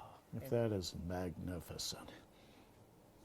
We think that's the finest amethyst scepter ever found It's on the mountain. unbelievable. Can't believe this. What's a mount? You never see any of the quartz and scepters like this anywhere in the world. They're unique in this location. This one's completely with unrepaired amethyst. also. Very good. yeah. Some are repaired. Some are, Often but they are, yes. but this one is not. So to Fantastic. get to that size and be unrepaired is You see is really that? unique. Fabulous. Would you believe this? Look at here and here. It's unbelievable. What is the main thing that causes these scepters and being this huge find and still going on? Why are these being formed like that? It's an old deposit. It's about 100 million years old, and it has multiple generations of crystallization and a lot of tectonic activity between them. And so they've moved around an awful lot, and for some reason, the second and the third and the fourth generations often form scepters, and then sometimes will form those really unusual cathedral crystals like the first one I showed you. You see that? This is fantastic. Would you believe this? It seems to me, I've been seeing them, you know, for a while, and they're getting better and better and more unusual. You've hit the jackpot. I agree. Just whenever we see something amazing like this, we're just stunned. Oh. See, back when I lived in Reno, there was just small ones with the top, and that's it. That's all you saw. You didn't see anything like this. And that big one with a small little stem on it, and then having this separate there like that. We've learned a lot over the years. Unbelievable. and we collect better and smarter than we ever did. See that? And we use only bamboo tools in pockets. Okay. We make it so that there's much less damage, Right. and that we find things if we need to repair or reconstruct. See that? Good for you. Thank you. You're doing a professional job at it. One of the things that Ryan adds to this is his extraordinary skill as a faceter carver. Oh, okay. These are all from Hallelujah Junction. Oh, that's great. Okay.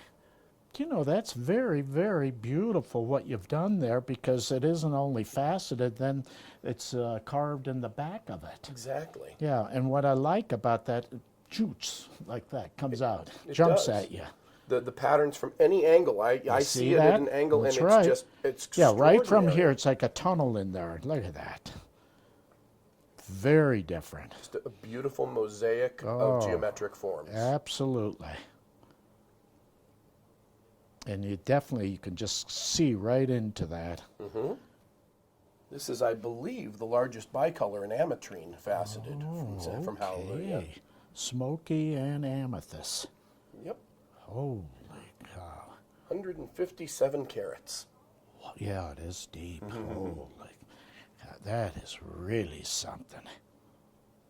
Here you have a cluster of the regular smoky quartzes here like that, and just play like that wasn't on there, okay? This would be a nice smoky quartz you got. But to have that isolated crystal with this type like that, fabulous job to get this out of that area in such wonderful condition that you got it out in. I can tell that was professionally removed from the rest of the stuff. Beautifully Thank you. trimmed. And the fun thing about most of these, if I may, we find them in the pockets like that. Oh, isn't that something? Hanging upside down. to Hanging us. upside down. Oh, that is so cool. Thanks Well, a thank lot. you so And much. Keep It's been up a the pleasure. good work. Thanks. You too. Thank you. Hi, Dave. How you doing, Will? Doing great. It's great to see you. I'm so happy to have you in my room. Well, thank you. We're having a wonderful time, and you know, there's a lot of good minerals in this town. Every room we go into, I spotted that piece way up there. I want to see that. This caught my eye. What's This the caught story your eye? on that? Well, Yeah. this is a fantastic duftite and calcite specimen from Okay. Sumeb. Oh, And it's a okay. pretty well-known piece. It's out of the Norm and Roz Pellman collection. Okay. And as I'm sure you are friends with them, Yes. they were collecting for quite a while. That is correct. And then it was in a few collections, and this is the first mineral show I've had it at. So Good. It's excited beautiful. to have it here at the Westward Look show. Yeah, that's great. Yeah. I've never seen azurite that blue. That is Yeah. beautiful. Well, it's a very old Check it out. piece. Maybe it's an azure. It might be something rare. Yeah. That color is extremely blue. Yeah. Maybe it's the lights. I don't know. But boy, I've never seen a color like that. That's gorgeous. Dave, I don't know if you've seen any keralites. I'm sure you have. There's been a new find of keralites in Yes, the Congo. we have seen them, and they're wonderful. They're That's wonderful. a wonderful thing as well. Yeah. But we have seen two dealers with them. But a wonderful pocket, better than the one they found a couple years Yep, ago. yep, Look at and that. this is a nice one on jewel matrix. I mean, Superb. sitting on top, no damage. You got so- it. That's smithsonite from yeah. Sumeb. Very good. Yeah, kind of looks like a There we dragon go. head. Look at that. Well, that's a beautiful. It's all kind of crystallized all the way All the way around around. it. It's a yeah, that's a 360. lovely thing. Very different. There's been a lot of Lagrandites coming out, and this is the best thumbnail Lagrandite would you I've seen. Look believe how that? gemmy it is. And Oh yeah, isn't that's wonderful? yeah. I don't have my glasses. I got the Yeah. wrong. Is it double terminated? It's doubly It is terminated on okay. matrix. Very and, good. All perfect, no Yeah. repair, no damage. It's just a Yeah. wonderful little. Yeah, they're finding some good thumbnail. Lagrandites. Yeah, this is the cutest red barrel thumbnail and topaz combo I've ever seen. Look at that. Now, isn't that unusual? Yeah. With yeah, the topaz. the Would you topaz and believe red that? barrel combo is very rare. And it's from the same mine. No, this is red barrel Okay. from Utah. Yeah, that's what I'm talking Yeah, about. Yeah, the same mine as Utah. That's what I'm referring to. It's a Thomas Mountain Range. Thomas Mountain Range, yeah. And then this is a wonderful malachite from Sumeb. Oh, yeah, that's a good old timer. These were so good when they found them years Yeah. ago. That's a superb example, That's too. a great one. You got a double terminated one. And they're Yeah. so sharp. Oh, that's no one of the damage. razor sharp. Yeah. No, I haven't seen this quality in 50 years. And then sticking with Sumeb, we have a wonderful dioptase and calcite. Oh, yeah, but I haven't seen one of these for years. Yeah. Isn't that It's neat? got a little bit of druze. duftite on it, a little bit of Yes. green. Oh, that's beautiful. So just very wonderful, sparkly Yes, it specimen. is. This is from Burma. That's a ruby specimen Oh, yeah. on the calcite. Very nice. Has a little gemminess yeah, to it. gemminess to it. If Yeah. you put the Color's flashlight behind lovely. it, yeah, Very you get to nice. see the And this quality. is and that's Mogok. okay. From Burma. Very good. Okay. So Look at these the are all shade of from the green. they're shade of green, like an Yeah. emerald green. Yeah. And they're Spinel twins. Well, that is all right. Isn't that something different? Yeah, quite unusual. Okay. This one's got They're the, all very unusual. yeah, big. Boy, you could crystals put a right on top. fluorite collection today like that. It's unbelievable because amazing a what's lot come of out of the good ground. fluorites have been showing up out of Here's the collections. third one, which is Well, that's awesome. pretty, isn't it? Yeah. This is They're totally different. unique. Totally. Yeah. Yeah, I've never totally seen anything different. like it. Yeah. The morphology of this is totally different.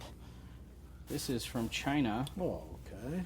And this has dolomite in the center. Oh, very good. Okay. So you see the dolomite's inclusions, yeah, and it's yeah, got a look little at bit of a that. pink Yeah. phantom. You see that. Isn't that- I'm seeing wonderful fluorites. You guys Yeah. have got wonderful fluorites in town here. It's Yeah. really something.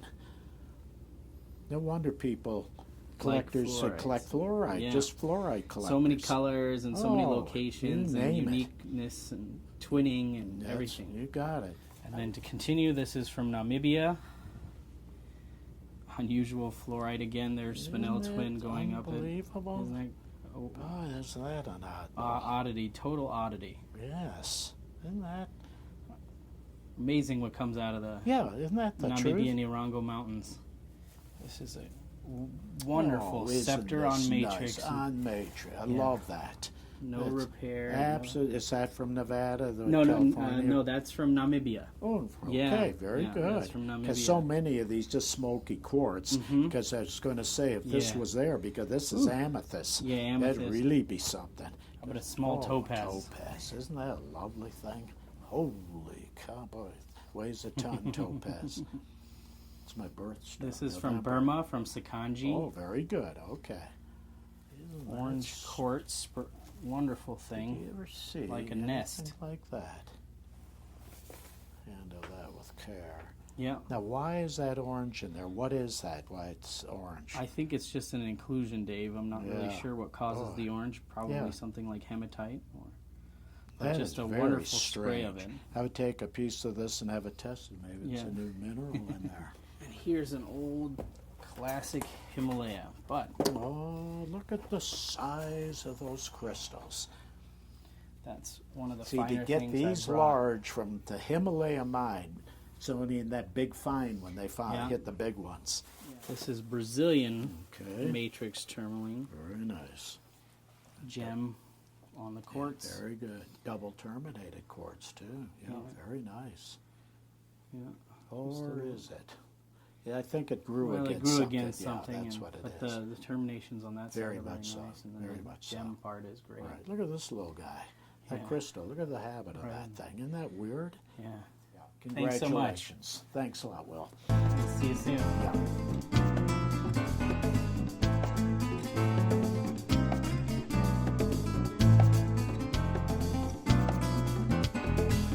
Robert, always wanted to come into the Stonetrust booth because you have such good minerals. Thank you. Yeah, Good to see you. And every time when I come in here, I see a surprise or two. Good. And when we were up at Westward Look, you really pulled out a surprise called Vorovievite. That's correct. And the surprise was that you had a couple of pieces, and somehow they sort of married. Or They married. Let me share with you.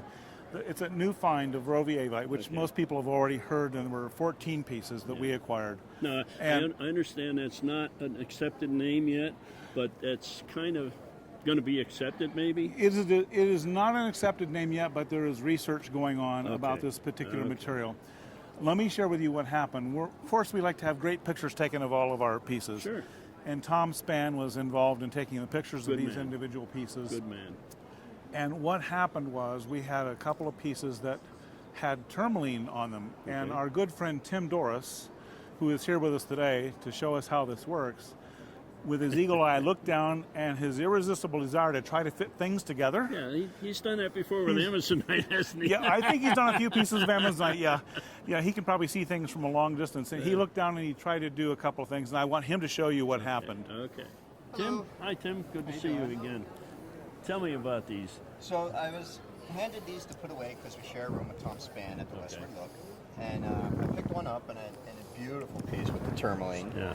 And then I saw this one, which was just sitting down, and I saw a little bit of tourmaline, and we decided to make it significantly better. Oh, look at that. What a great miniature. What are the chances of actually finding a fit from Yeah. a discovery Yeah. that's been prepped, that's gone through everything? Yeah. Isn't that amazing? Yeah, it is. It is. Good eye. Good Thanks. eye. Yeah. But what are the chances? Wow. You think I about know, it. This I comes know. all the way I know. from Afghanistan or Pakistan? Afghanistan. Okay. And, it's traveled such a great distance. Normally these things get separated. Sure. And they've You're been, never going to see them again. You're never Yeah. going to marry them Yeah. again. And they've been here they handled. are. They've been handled and Yeah. prepped. It's wonderful. Good for you. Yeah. Yeah. I thought All right. Stonetrust would enjoy that. Well, as I'm a sure. matter of fact, unfortunately, when Tim came down to the room, you took Stephanie down to your room to take a look at them, and she was surprised. She walked down to our room again. You came down with her, and she said, "I have something. Tim has something he wants to show you." And when you showed me the pieces, I had no idea what was going on. I thought maybe something had broken or something had fallen off. And I was very scared, but this is actually what took place. Yeah, I heard about this. This is what took place. Oh my God! Oh my God! Robert. I love you! I love you, You're Mr. quite an Tim. actor. Oh my God! That's fantastic! Like the magician. Did Tom take a picture of it like that? No. Oh my God! I just found it and grabbed my sister to come over and get you guys. Oh my God! That becomes one specimen.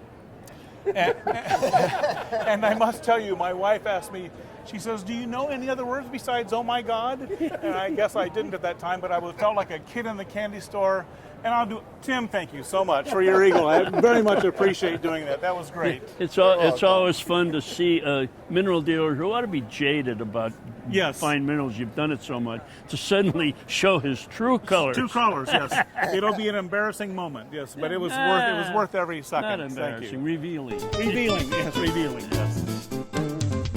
Hello, Dave. Hello. How are you? So Nice good to seeing see you you. again. How Yeah. you doing? Oh, I'm doing fine and busy, and Very we're good. viewing a lot of fine exhibits. We're really finding extraordinary minerals, and you have some very special things to show us, I was told. Thank you so much. I always try my best to bring some great things, but Yeah. let's see. I hope you like them. Oh, yeah, I'm Yeah. sure he will. Let's I see like what's to going. get started with the tourmaline because recently Papro produced some new tourmalines. Okay. And I like to mention a very special piece. Okay. This is a very special color Oh, from Papro. okay.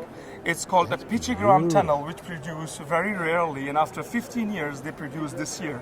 This is it's like an aquamarine type It is of color. exactly. It has a Oh, touch of a fabulous. Paraiba color, and what is so Gem special? clear. The gem clear. It's wonderful. Yes. Can you pick that up, Brian? Yeah. And if I light at the bottom, you can see orange color. Right at the Oh, yeah, look see-through at as that. well. Oh, little that's so orange. funny. Yeah, and you can see through from the top to bottom. Very much so. The That's a termination, the jewel. clarity, and the Oh, color is so fabulous. special. Yes. Absolutely fabulous. It's a tricolor tourmaline sitting on a perfect lepidolite. Okay. And if I may point out the light a little bit so Yeah, you can see backlight that. Yeah. Right, like there you go. Yeah.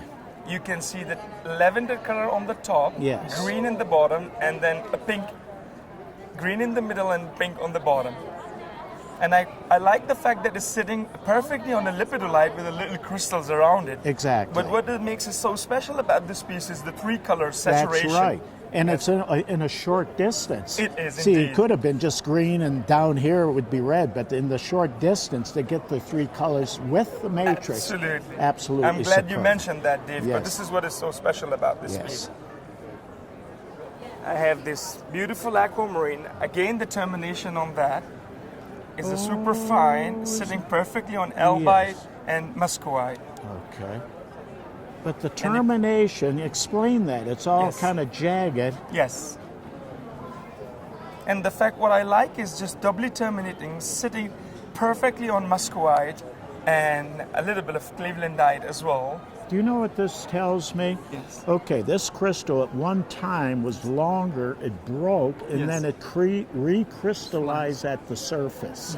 Yeah, I can tell by the structure of it. Oh, But that's good to know. that's a new growth. It's natural. Okay. Oh yeah, it's not just a break and that's Sure. it. No. This happened by nature. Sure. So that looks like a secondary growth that was starting to take off. Yes, But yeah. that's a beautiful piece. Yeah.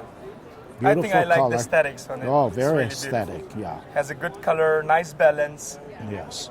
Emeralds from Pakistan. Yeah, Very this good. is actually when fine. I was there, I saw one or two like this. Yes. But look at this. Yes. Wow. Yeah, maybe we point Yeah, it I'm to going to the turn it camera, around. yes. Yeah, do this slowly. This is actually found near cross border to Afghanistan, Badakhshan province, where they produce lapis lazuli, and it's called Chetral on Pakistan side. And the mine name is Garam Chashma, and it's a new find. Just a few months ago, the pocket was found, and the miner told me this was the best piece of the pocket. Wow. Yes. Good for you. Yes. Yes. And to have it on matrix is Oh, yeah. It's, at this size, I that think. size and Pakistan. And You think Pakistan. of Colombia, but not Exactly. Pakistan. Yeah. Yeah, that's This was a major fantastic. find this Oh. year. So I like to point out with few really fine quality brucite. I like to start with this Oh, one. beautiful. A fabulous caterpillar or a snake, whatever you call it. It's wonderful. It's one of the best quality brucite that you've ever seen. Never seen this I color think the like quality this. is just fabulous on this. Yeah. I think for this quality, I think these are the best around for this Very quality. good. And the miners start to dry it up now. They're not producing great anymore. But I think these are the pieces that I believe, the way that I've seen for the past 2 years, the best of the best quality pieces. The largest we've ever seen on matrix. Wow. It's just absolutely perfect. I got it. And it has a chromite matrix actually. Chromite matrix. Exactly. Okay. It's heavy too because of that. Yes, Yeah. basically the mine that they produced the brucite, they were working for chromite. And all of a sudden the Okay. brucite came. Wow. And that's the reason why the matrix is chromite. Exactly. Yeah. Fantastic. And for me, by being dealing with brucite for 2 years, since the day when it came, for me, I really strongly believe this is the largest ball of brucite sitting on a matrix. And I think this is the best I've ever personally seen since I've been involved in the brucite mining. Very good. Yeah. Beautiful. Absolutely beautiful. All the way around. Yeah. I like the contrast of this type is a fantastic white brucite Yes. plate and then a perfect balls of yellow brucite sitting right at the top. That is fabulous. And if I may put a bit of light, and you can see the shine that it glows just perfectly. Absolutely beautiful. Nature's beauty. What And it has nature's that can do. druicy matrix. It It isn't is just broken. super juicy, Yeah, yes. it's a druicy type Absolutely. matrix. Somebody might think that's just a cleaved off piece. Yes. No, it's actually all microscopically terminated. And what I so like, the contrast is just Oh, amazing. it's wonderful. With a white brucite and yellow Absolutely. brucite sitting at the top. Absolutely. It's a spinel, and a perfect crystal of sapphire is grown on a spinel crest. Oh, okay. Yeah. So the matrix basically is a spinel, Mhm. and the blue one right on top of spinel is a Really? sapphire. Perfect thumbnail. I for think it's collecting. perfect thumbnail for the perfect. Very collector. good. Dave, you know, every year at the end of our interview, we always come up with some surprise. I've got you another surprise, a new fine mineral from Pakistan called beryllite. Okay. Extremely rare mineral. Yes. It has silicon and beryllium. And transparent like that. And very Jenny. transparent. Wow. I've got it analyzed with a friend of mine, and he's a scientist. And when he analyzed, he said, this species, and he thinks is the best in existence for this size Never and seen quality for anything like beryllite. it. Seen some beryllite, but not gem like this. Not gem like It's this at all. fabulous. Yeah. And this is a major find from Pakistan. Okay. And when was this found? This was found just 2 months ago, just before Okay. I was coming to Tucson, and they found it. Actually, this was found in a pocket of Swin and Ogerine. The miners were working for Swin and Ogerine, and all of a sudden this one piece came, and I brought it to Tucson and analyzed it, and I was very surprised to know that this is an extremely rare mineral called beryllite. Fabulous. Yes. Well, thank you very much, Dave, as Thanks always. a lot. It's been a pleasure always Yeah. with you guys. Thanks a Thank lot. you, Brian, as Pleasure. well. Thank you so much. You know, the Tucson show is famous for its great minerals, crystallized minerals. And most of the people who are here this weekend are pleasantly surprised when they see this display of agates by Kristalle. It's really quite an assemblage of very, very fine agates from everywhere. It's just really wonderful. Many of them are from private collections, of course, and Lois is going to tell us all about these.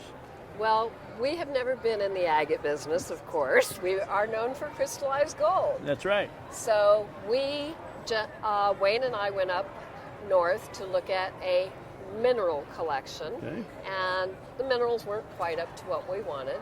As we were leaving, we walked by a room that had 8 showcases of agates. Oh my gosh. And we found out later, after some negotiation, we ended up owning these agates. And the gentleman who owned them was Cohen, and the last agate he bought was 35 years ago. Really? So these are fabulous agates and very famous. Okay. And since then, we've been learning to speak Agatese. And so then we were lucky enough to buy Larry Conklin's special eye agates. He loved eye agates. And he really did. that's just a sampling. We have quite a few more of them. And then we did buy some of his lagunas. He had about 47 amazing lagunas to go with it. Yeah. For those who don't remember, Laguna agates are among the most famous. They're out of Sonora, Mexico, south of El Paso. The ranchers there used to try and stop people from digging because their cattle would break their legs in the holes left by rock-hounds. I never thought I'd see the day when Kristalle became a bunch of... But let me finish. They're a bunch of rock lickers is what they are now. Absolutely. Because that's what people who cut these things do. They pick up a rock off the ground and they just look at lick it. it. Oh, I wonder what that looked like. Polished. Lick. This is a very famous one, which I'm sure you'll recognize. This is illustrated in a lot of books. And this is the original Fred Poe piece. Is it? Okay. And What they've done here is simply take a slice of agate and saw it, and then soak each section in a different mineral salt. Showing how it can be dyed. Like nickel, okay, and cobalt, things like that. And we were lucky enough, of course, to have the original Fred Poe label. Yeah. Now, the reason you can do that is because agates form of quartz, but the quartz crystals are microscopic. One study I read said that there are something like 30,000 of these twisted quartz fibers that form a layer of agate. And it's those fibers that don't fit quite together so that mineral salt atoms can get in between and do the color. They're really good about taking the dye. They're Yeah, fabulous. This is a perfect cross. Yeah, now that I can see. And this is fabulous. Everybody who's highly religious is looking at this going, oh my God, because nothing's been done. That's natural. Yeah. Then there's some fun ones that kind of look like a face. Yeah, you have something of an imagination. Something of an imagination. Okay. Oh yeah, where's the egg?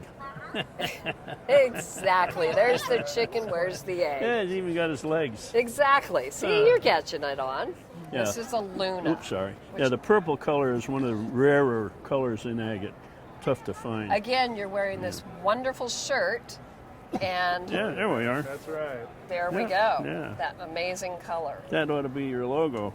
Yeah, each of these little spots has formed around something that was in the agate. Probably a little quartz seed or something. Sometimes in these agates, zeolites will form in the agate and then be replaced. And that they show up as patterns and designs. But there's one up here, for instance. Oh yeah, that's where you'll have the pseudomorphs. Those probably were aragonite crystals. They're aragonite Yeah. crystals, and they pseudomorph. Here is a complete aragonite crystal that's agatized. Look at that! Look at it! Yeah, yeah, And yeah. you can see you can see the hex form. Yeah. So That's actually a sixling. Yeah. the colors on these are amazing. So I took pictures of certain ones and made this beautiful screen over here. All right. And you can see that one on the front cover. That's the only one out of the entire group. Yeah, and that's why I photographed where it. it was Yeah. butterflied. Right. And that Yeah, came out of sure. the collection just like that. Yeah. And That was in Alex Stulz's collection, I think, when he I saw it. sold to the one customer. Yeah, That was yeah. one of his large And customers. he got these from a woman who lived in Sedona, and she got them from Scott Williams, the dealer in Scottsdale, and Scott Williams got them from a student from the University of Texas. It's amazing how you can trace them back. This bright yellow one, that's from Yeah. Kentucky. Yeah, okay. Yeah, and the limestones there. Yeah. There used to be a dealer here at the show who handled those. They're tough to find. They're But pretty we're rare. so Yeah, pleased, pretty rare. and the Yeah. display has gotten so much fun. Oh, a lot of attention. Right now, the collection is not for sale at this moment. In the future, it will be. Yeah. The reason why is because we don't know enough about it. Yeah, sure. Lois, I really appreciate Thank you for your work. enjoying them. Thanks so I much. appreciate it. Yeah. How you doing? Mr. Davis, always a pleasure. It's a new year. We're here again. We That got year wonderful. went so fast, I can't believe it. Seemed Yes, like it a did. couple months ago. Just barely. Yesterday we were here, and we're here again. Well, great. It's wonderful to see you, and Yeah. this is what we have right now. It's Oh, my. we. That's It's fantastic. from the Alianza claim. This is called the Guadalupe, in memory of my mother, Guadalupe Angel Romano. She was born on December 12, 1943. But this was found on January 2016. Okay. And it's one of the largest, or the largest world I've record. never seen anything like But look this. at the colors, look at the patterns. It's It's wonderful. a 22 inch by 12 inch cut in half, over 24 inches, 60 pounds, a Laguna agate from the Alianza claim. Fantastic. You don't see this type of quality with tight banding on such a large agate. It's a world record. It's a Guinness World Record type of agate. Doesn't surprise me. How long did it take you to get it out of the pocket, approximately? We start digging for about 3 weeks without getting nothing until we hit the pocket. Okay. And we're about to give up. And the local people, I work with Don Armando Mendoza from the Alianza Claim and his brothers.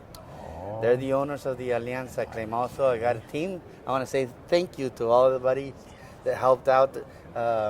Mention the team that we got this agate together so we can pull it out. It took some effort and a teamwork.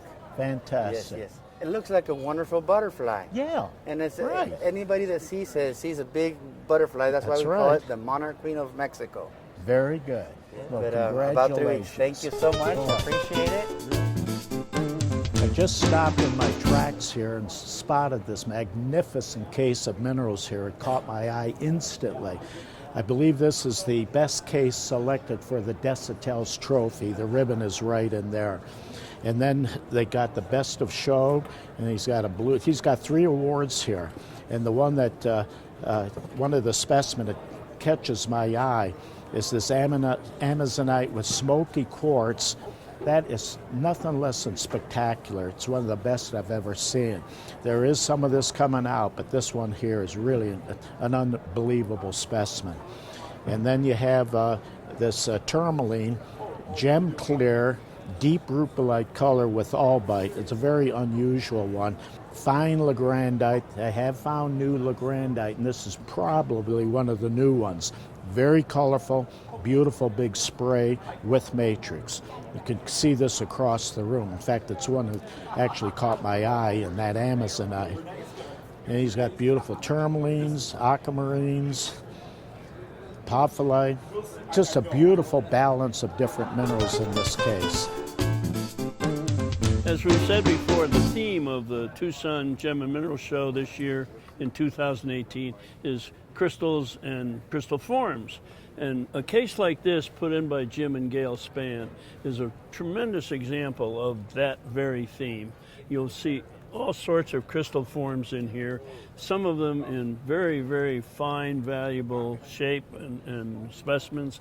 But if you look carefully at a display like this, these people are true collectors because they'll have very valuable things in which they acquired in some way. But among the more valuable pieces are things that are just really cute, not very valuable, but are a special kind of specimen that they like. And for instance, if you want to look down along this front row where all these smaller specimens are, sitting right there is just a little specimen of mica. Well, anyone can afford that little guy, and yet he is in among some very, very fine specimens because the Spans like all minerals. They are also very active in supporting museums like the Yale Museum and the new museum we're developing here in Tucson. So you have to appreciate folks that put in cases like this that span the full range of values and qualities in a collection. You know, everybody thinks that Hawaii is just lava, volcanoes, and there are no minerals, but that's not true. As a matter of fact, we've got Eric DiCarlo here, who's going to tell us about some of the adventures of minerals and lava, and the kids of Hawaii. The name of the club that he has founded is Kiki Mineral Club. That means child in Hawaiian. And their devotion to the children of Hawaii is going to be supported by exhibits like this. Eric, tell us all about some of these things. Thank you so much, Bob. I mean, the first correction I'd like to make, and thank you for giving me credit for starting the Keiki Club, but this was actually Brian Swoboda's idea. Is it really?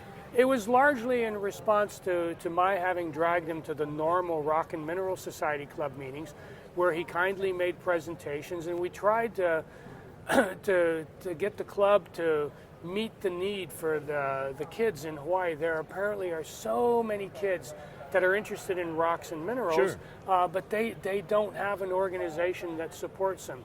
Unfortunately, I'm one of the young members of the Rock and Mineral Society, and that's not a good sign. And people are resistant to change, and it just wasn't going quite the way Brian and I had envisioned. So Brian said, let's make our own club, and so this is it. Good.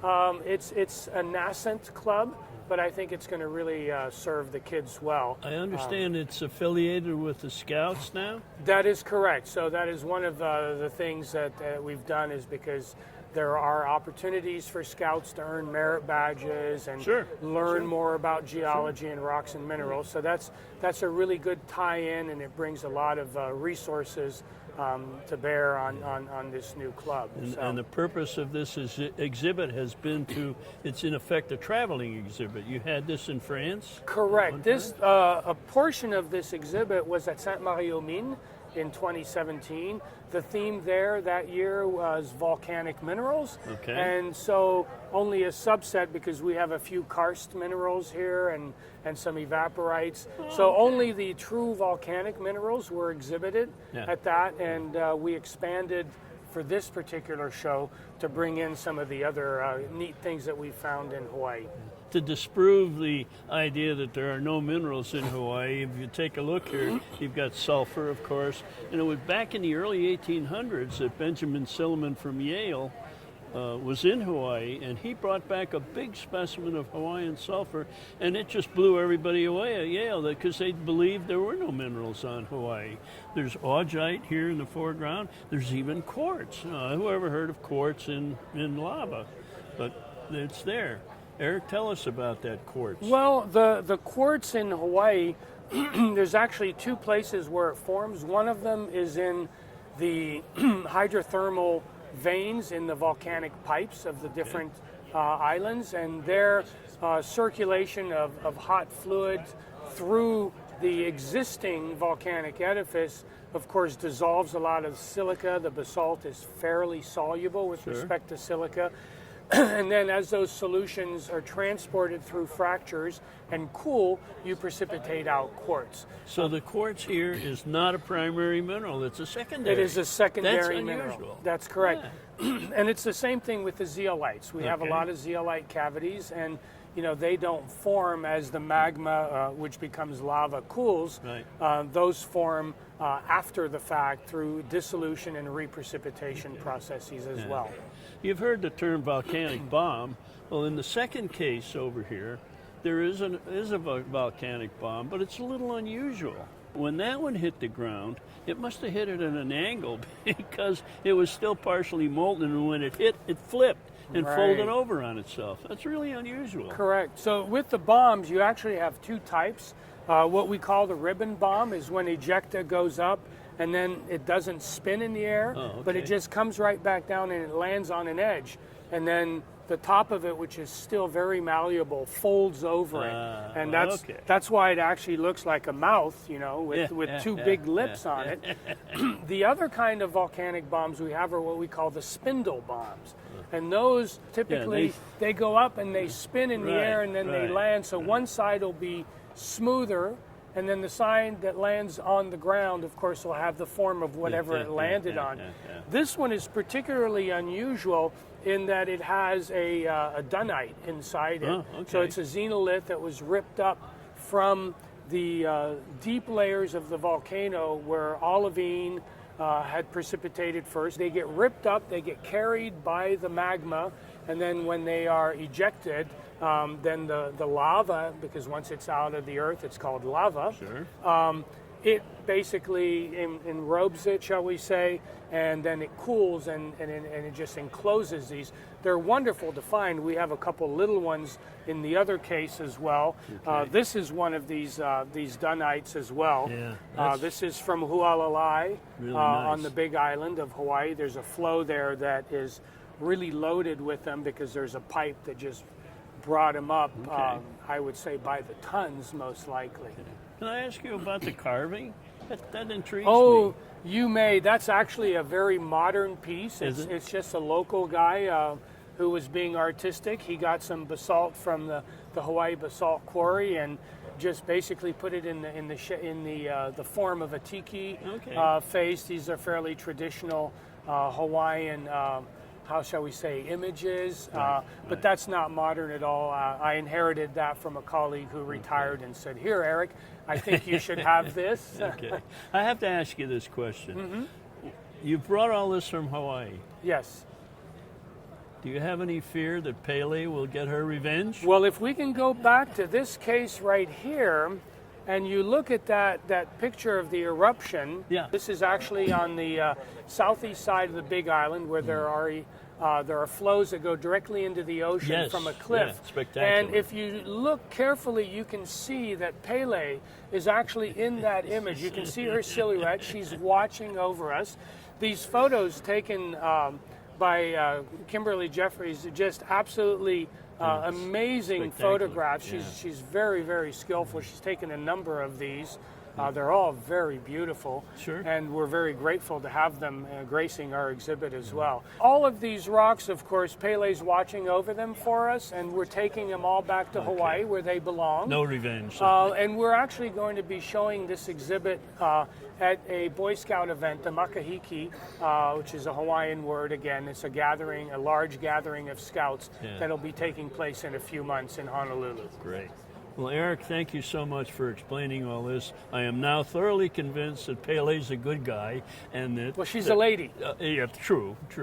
And that there are fine minerals on Hawaii. That's the uniform reaction.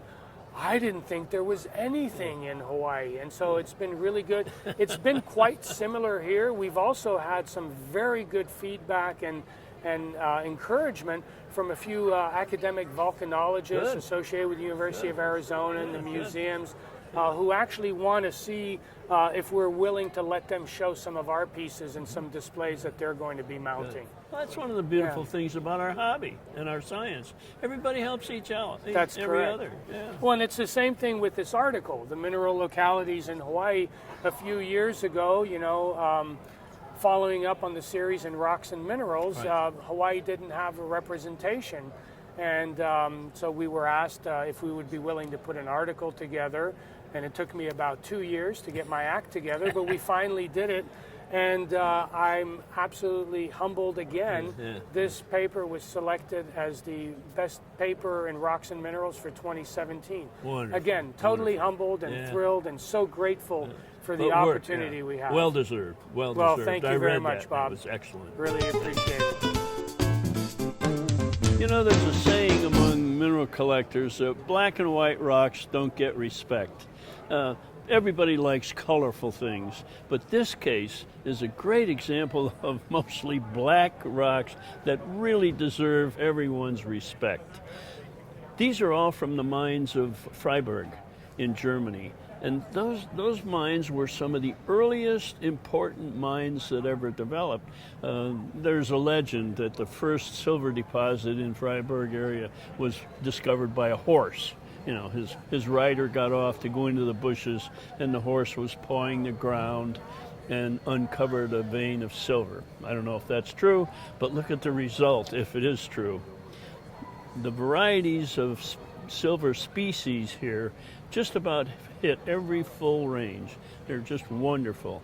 And of course, I'll call them mugs. That's not what they are. The steins up in the back row make it special. And all of those are out of Wendel Wilson's collection. He's the editor of Mineralogical Record, one of the great documents that comes out in our hobby. The specimens are all from the Jim and Gail Spann collection, the folks that we've talked about before. Their taste in minerals runs the full range, and what we've got here is a great example of the range of silver species. Intermixed with all the silver species here are just what would be labeled classic German minerals that don't have silver in them, but are certainly well known in our hobby as being very, very important to the species. Now, one of the great things about the Tucson show is they invite competition among collectors. The part of it that excites me the most is the junior competitors. I've been a long-time member of the Mineralogical Society of Arizona, and we have a member here, several members here, who have exhibited their thumbnails, and one of them has won Best in Show for the juniors. Erica Brown. Nice meeting you, Erica. Again, you were here last year, and you had an exhibit that was similar to this, as I remember. You know, I have judged minerals. I don't do it anymore, but when I judge minerals, one of the things I looked at was the presentation of the minerals. They're the most important thing. But the background and the labeling and all has to be good. And this background is different from the one you had last year, isn't it? Yeah. Tell me about that. So last year we had a much rougher fabric. Yeah. And it wasn't smooth, and the judges didn't like it because it distracted them from my minerals. So what we did was we got rid of that, and we got a much smoother and calming background, so you can focus more on the minerals, not the background. Yeah. Now the background is important, but the minerals are the most important. And a lot of the minerals you have here were in last year's exhibit, but you've made some really significant improvements. What were some of the changes you made? What were some of the new ones you added? So I did get rid of some because of quality portions, because I can tell the judges like luster on all of the minerals, so I tried to replace some with more lustrous and pretty minerals.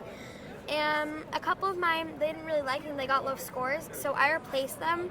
And I got maybe like 4 or 5 new minerals. I got a torbanite, a pragonite, a fluorite, and a apophyllite. All right. And all of them are new. And I haven't used them in any other like flag show or MSA or anything, but I want to try them this year because I just want to see how they'll score. When you do win in Masters, what's the next step? Now what do you have to do? So next year I'll end up having to go to adult and novice. Aha. And I can't wait for that, but like I'm going to have to sit a year out because I don't think I have the right amount of good enough thumbnails for adult novice next year because I'm going against Joey and Maggie and stuff like that. So I'm probably going to take a year out, go get more thumbnails, and then come back and try my best. Okay, all right, get that's up there. wonderful.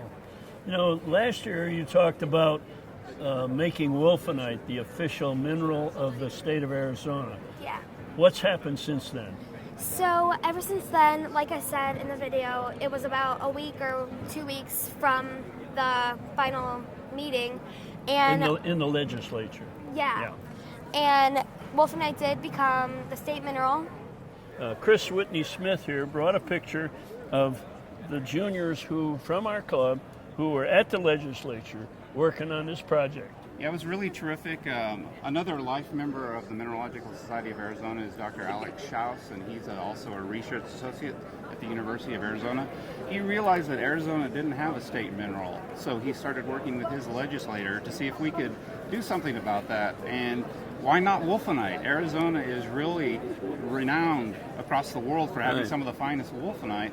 And so he partnered with me, the Mineralogical Society of Arizona, and then our juniors for the Future Rockhounds of America, and we were able to go to the legislature to see if we could present calendars from lithography. And I feel like it was those calendars that were the greatest ambassador for making wolfenite the state mineral of Arizona. And so it took off from there, then it went to the Senate, and then shortly after the Tucson Gem and Mineral Show, the governor signed the bill making wolfenite the official mineral of Arizona. And it's thanks to the grassroots occasions with all of our juniors and the members of the Mineralogical Society and Bob Jones even. The Mineralogical Society juniors have other exhibits at this show, and I'd like to just back up a little bit and show you some of those. Maggie, this is your exhibit. Yes, it is. Okay. Tell me just a little bit about it. All right. So I have some of my favorite thumbnails in this case, and I had to make sure that all the colors were balanced in there and that all the crystals were big enough, clear enough, and just overall like the best specimens that I could find. Yeah. It's a beautiful exhibit. Nice presentation. Thank you. And you've only been doing this for a short time, haven't you? Yeah, I've been doing thumbnails for about 2 years now. Yeah. I've been collecting for a much longer time than that, but thumbnails have been a new thing about the past Just 2 in years. 2 years, and she's already a winner. David, tell me about this exhibit. I love my exhibit. I've had so much fun because I didn't know what a thumbnail was until last year when I Really? joined MSA. I had no idea. Never heard the term before in my life. But when I found out, I knew I had to do it. It's so much fun. You get all this kind of great quality stuff. Yeah. And for, really cheap prices. It's way easier to get a thumbnail than, a miniature piece. Okay, and that's one of the concerns the younger people have. They can't afford very expensive things, but they look for quality at price. And David did a very, very good job of doing this. And he's a blue ribbon winner again. How about that? For our hobby, this is the legacy standing right here. Their future will preserve our hobby. Chris? And I'm really especially proud of these two juniors that, Maggie just became an adult. You're working on becoming an adult. Maggie got accepted to the University of Arizona, where she's going to have dual degrees in geology and mining engineering. And David has been accepted to the Colorado School of Mines, where he's going to study geology. All right. Mining engineering. And mining and engineering. So I'm trying to get some Spanish in there too. And some Spanish. Wow. So from thumbnails up to the future geologists of our field. Congratulations, guys. Some It's team, awesome. huh? Some team. Thank you all. The theme of the Tucson Gem and Mineral Society show this year is crystal forms and the crystal systems, the 6 different crystal systems. And what better display to talk about than one that will show all those systems using models. I'm standing here with Cristianos Ferris, who is the curator of the Museum of Natural History in Paris, Museum of Natural History of Science in Paris. Cristianos, welcome. Thank you so much. To invite me in fine. front of this fantastic Yeah, now showcase. this is an exhibit of crystals that Herb Abota put together. Herb's very well-known dealer, traveled all over the world, and he's done a wonderful job of bringing together old and rare and unusual examples of all the crystal forms. What can you tell me about it? So I was quite surprised last Thursday when I was in front of this incredible showcase to see this, in particular, these wood crystal models attributed to Romé de Lille, because as in our museum we have a huge collection of models, both in terracotta or in bronze, both coming from Aui collection and also Romé de Lille collection. I never read about wooden models, and I was quite surprised. And I'm looking now to see for some documents that they will tell something more about this. But in my opinion, these wooden models, this small one that you have in front here, was a set specially prepared to be sent to United States at the beginning in 1806, as is on the label, because in France I never come across such kind of models. I see. Also about the instruments, there are this goniometer. We have the brother of this one in our collection, and also about other instruments that were used. So it's really amazing to find at thousands of kilometers from France such incredible objects that tell us about the father of crystallography, because we don't have to forget that both Romain Delille and after Hauy are the father of modern crystallography. Right. Well, you know, the Natural History Museum of Science in Paris is France's Smithsonian. Well worth a visit, and thank you so much for being here. Thank you to you to invite me here. Thank you so much.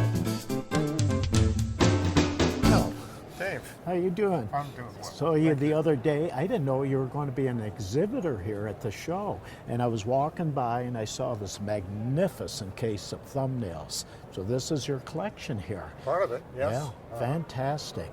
So give us a little spiel what you have here. I know you won trophies in the past with this thumbnail collection. It's one of the best thumbnail collections of collectors, period. Well, thank you. Well, probably one of the most iconic is that dioptase cross in the back. Oh, you look at that. Isn't that something? I think that's the only one of those that I've never seen that before. Fantastic. Actually, there are a lot of favorites in here. Yes. Is that your actual favorite, would you say, that dioptase? I would, yes. Yeah, okay, very good. And the Proustide is another one. Oh, that's beautiful. That one had come out of the British Museum many years ago. Oh, okay. And had been in a drawer, unexposed Isn't to that light something? since about 1860. This is actually the last exhibit that I plan on having because I'm going to be selling the collection. Oh, you're going to sell it? This September at the Denver Marriott show. Oh, We'll have a room there. And I see. there'll be some ads in mineral magazines. Okay. How many years have you been collecting thumbnails? I started back in the early 70s. Okay. So it's really been more than 40 years. Yes. Although I sold my first collection in 1977 when our oldest son started college. Okay. And then started again in 1984. Okay. So counting the years there that I wasn't collecting, there was a full 40 years of collecting. Amazing. But it's been a great time. Now, if you sell the collection, do you think you'll build another one then? or- No. Oh, okay. So you're going to cut it off I from think there. I'll not be building another one. Yeah. But it's getting harder and harder and harder and more expensive to get any of the minerals, the fine minerals. So that's why I kind of sold my collection. I never lost the interest, but I sold the collection because to keep adding to it or building a new collection, it costs a lot of money nowadays. Well, They're going up and up and up. I can certainly see that that's kind of the situation a lot of us face. That's right. But for me, the thrill of the chase is the most fun. That's it's nice true. having a good collection, but that's right. If the thrill of the chase isn't part of the equation, then it's a little different. Yeah. Well, congratulations. Thank you very much. Beautiful case. I was walking by and caught that. Wow, look at that thumbnail collection. And it immediately, your that's name nice was to hear, on it. especially Yeah. from Congratulations. Thanks a lot. All right. Nikolai Medvedev, since when have we known each other? My goodness I would gracious. say since, if I remember, since early 1980s. Yeah, we at met, least. And Yeah, I remember, decades ago. Yes, Yeah, I we met remember it, you yeah. wrote the first article in Rock and Gym That's right. I magazine did the about first my article work. Yeah. when you were working in New Jersey. That's right. Yeah, that And now, you're creating now, absolutely marvelous things. You always have, but this Thank is you, just Bob. wonderful. And Yeah. this is my latest work. Yeah. It took about a year to complete the piece, and it's a collaboration with Susan Helmich. Oh, She okay. did the octopus. She designed and studio in Phoenix, Cremens Jewelers. They execute the piece and set the stones into that. So it's cast in 22 karat gold. Wow. And the octopus is she. It's a female. Ah. So the octopus. How can you tell? Yeah, well, that's what Susan said to me. Okay. Because the octopus female, she has a tendency, to hurt the things, to collect them and bring them home. Oh, okay. So in this case, she stumbled over the sunk ship, treasure chest. Yeah. Some gems was lost, so she picked up few of them. Okay. Which is very common for ladies, to love the gems and the jewelry. Oh, yeah. So it's a Colombian emerald, 4.6 carat. Wow. And it's certified by Gobin. The center panel is it's Australian golden Is it? quartz. Okay. Yeah, I use extensively golden quartz from Australia and from California. Why? Well, because they have a high carat. That's right. 21, 22 carat, more or less. That's Yeah. how nature designed them. These are merit of several, different countries. The Yeah. material came from like malachite. I was lucky to find very unique piece of African malachite, which is very common material. Yeah. But this piece has incredible chatoyancy, see. which has very nice depth below the surface. Okay. And in contrast, I put some azurite malachite and sugilite, which is kind of a solid material, so that gives more dimension into the malachite itself. And of course, on the sides, one of my favorite malachites, it's a malachite from Bisbee, Arizona, which is domestic material, and it's my hometown. Good for you. Yeah, so I would like to use material from Arizona. Turquoise is from Nevada, and the lapis, of course, from Afghanistan, and sugilite, South Africa. What a marvelous piece.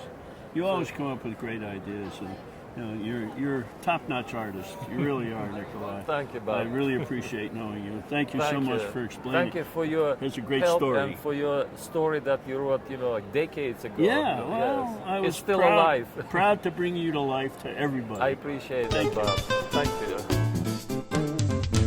This case is special to me because it has all specimens from Ed David's collection. And Ann Davis, since his passing, was kind enough to make sure these specimens are donated to the University of Arizona, which brings up an interesting fact.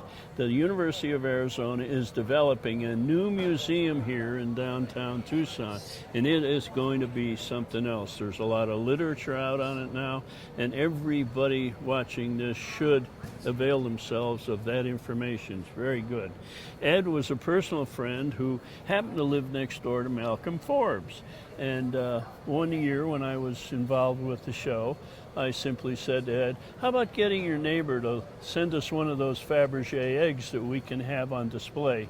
Well, Ed made the arrangements, and we were able to have Fabergé eggs as a theme for the show a few years ago. So Ed's one of these quiet guys. You don't hear a lot from him when he's around, and yet he's a very serious collector who put together a wonderful collection.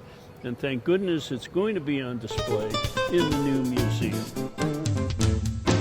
Steve? Nice to see you. Saw you the other day. Yes, and sir, you we had did. fabulous things from a Proctor collection. You've got it set up here among sir. other things you have. Absolutely. Spectacular. So Thank just give you us so a little much. tour of what other things you've got and what have you. Okay? Thank you, David. Yeah.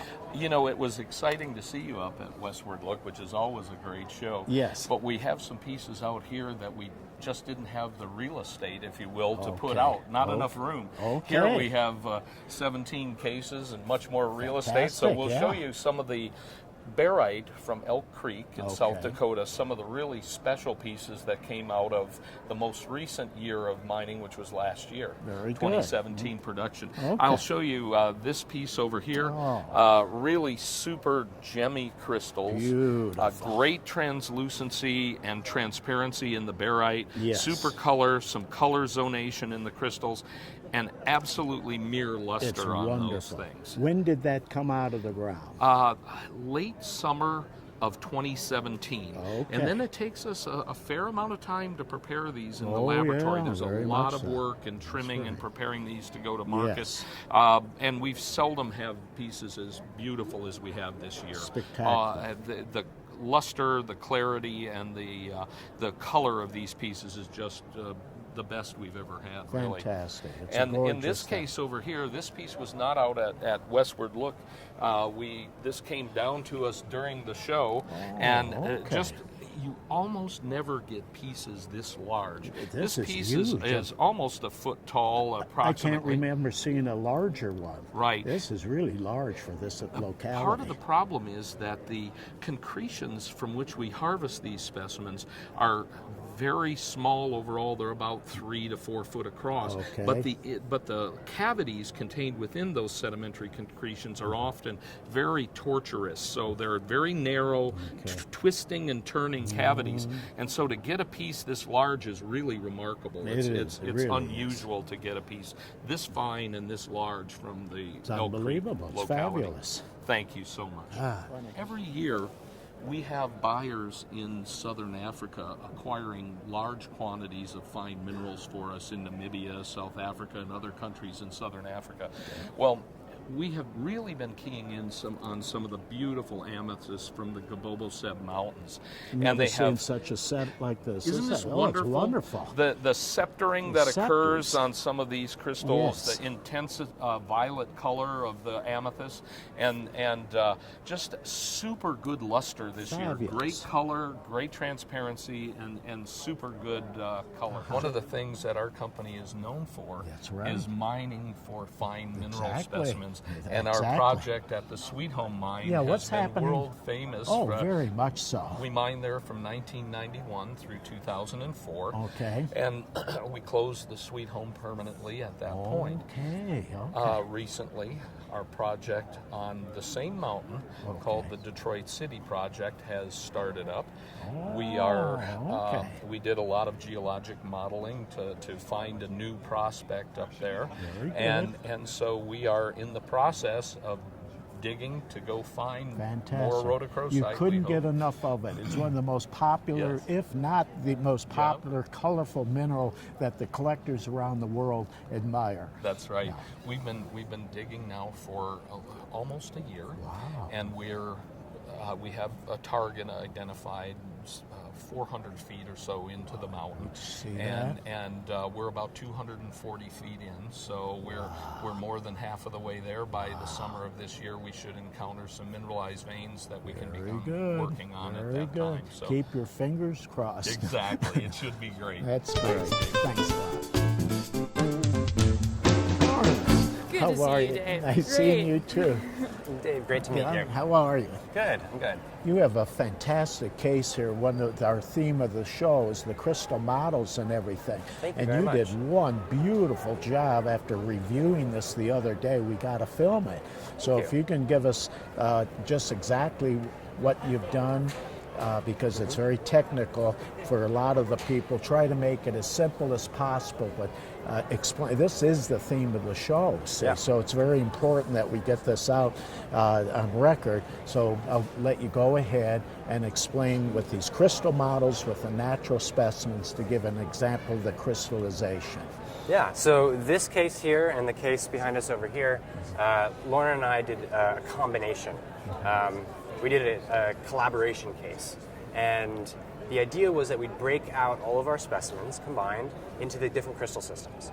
And for each crystal system, in order to help people understand what they were looking at, right, to be able to see the crystal system in the minerals that we have on display, we printed up these 3D printed models, right? So in each case, in each shelf, we have one large model in the back, which is the simple standard model, and then little models that are more particular to the mineral specimens that they're next to, scattered throughout.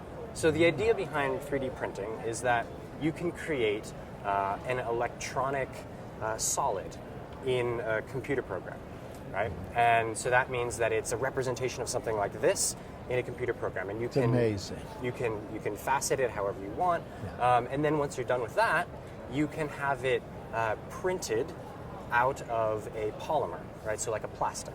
Right? So in this case, this is nylon, this white material here, and it started off as a powder, and they use a laser to essentially weld it together. You can think about it like that.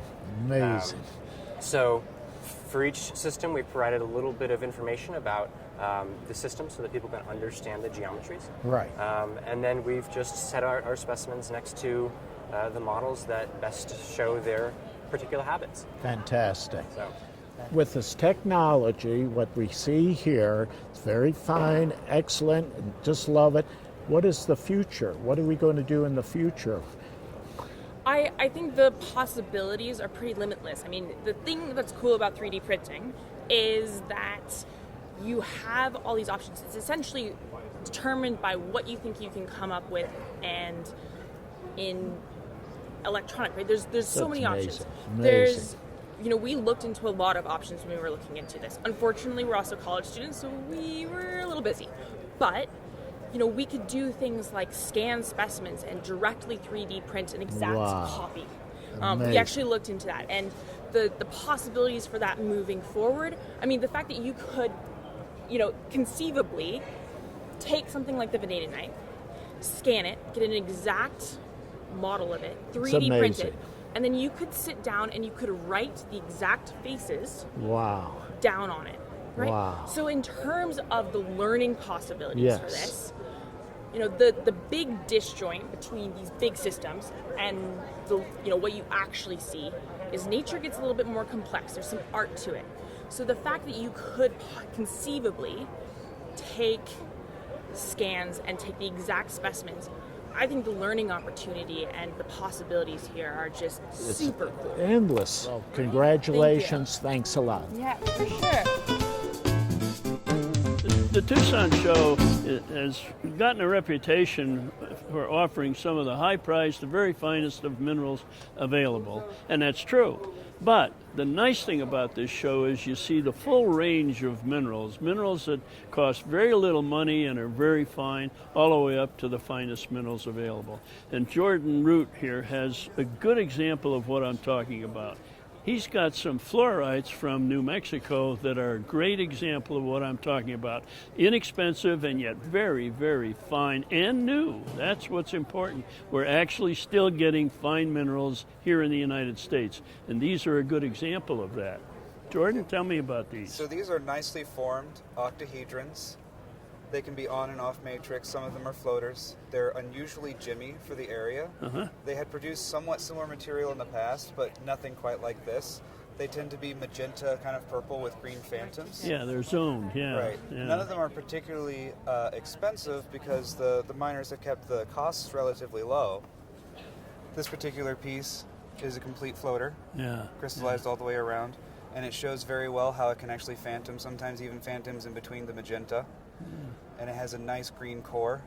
Yep. Nice inner drone octahedrons. Yes, it's a particularly aesthetic piece. This piece in particular has this very fine focus octahedron that kind of just dances around the other ones. Yeah. Right behind it is a really good-looking specimen. Tell me about it. This piece is actually the finest specimen from the iridescent sphalerite pocket that came out of Gordonsville. Oh, wow. Look at that. And this particular piece shows an intense amount of iridescence. Yes. But associated with fluoride as well, yes. And then it's on a dolomite base and, of course, some quartzite and all that jazz. In particular, a lot of the pieces from this find didn't really have a lot of nicer fluorite, but in this particular piece, we can actually see all 8 sides of the fluorite that's perched on top of it. Yeah, look at that. Yeah. Those sphalerites are something else. They're actually, really this intense. This piece even came with a old miner's note. Yeah, let's see that. And this miner's note tells you where he pulled the piece out. Look at that. The stope that he pulled it out in 97. I like the amount of detail he puts in here. It kind of gives it a lot of provenance. And I think that's underappreciated. That is so important that be preserved. That's wonderful. So this piece is from the Congo, from the Star of the Congo mine. And it was started out as a huge specimen about this big with the Kristalle coming all the way down with this beautiful isolated quartz crystal on the top. And what's really interesting is in the spots that don't have the coating, you can actually backlight and it'll glow a bit red because of the hematite inclusion in the crystal. That's nice. And to my knowledge, there are no other significant pieces of this size and caliber from the find. Perfect quartz. Good for you. Thank you. Thanks. You know, at the show last year, we talked about an official mineral for Arizona, wolfenite, and this year it came to pass, and you'll hear about that pretty soon. Arizona also has an official metal, and it's copper. No, why not? Why not? It's the biggest producer of copper in the United States. And this display by Dick Graham, who was superintendent at Bisbee years ago, it shows you all the different forms of that native element, copper. It's a wonderful exhibit because it shows how the internal structure of a mineral can vary so much that it changes or offers a different external appearances for the same structure. So this is a really nice example of copper that came from Arizona.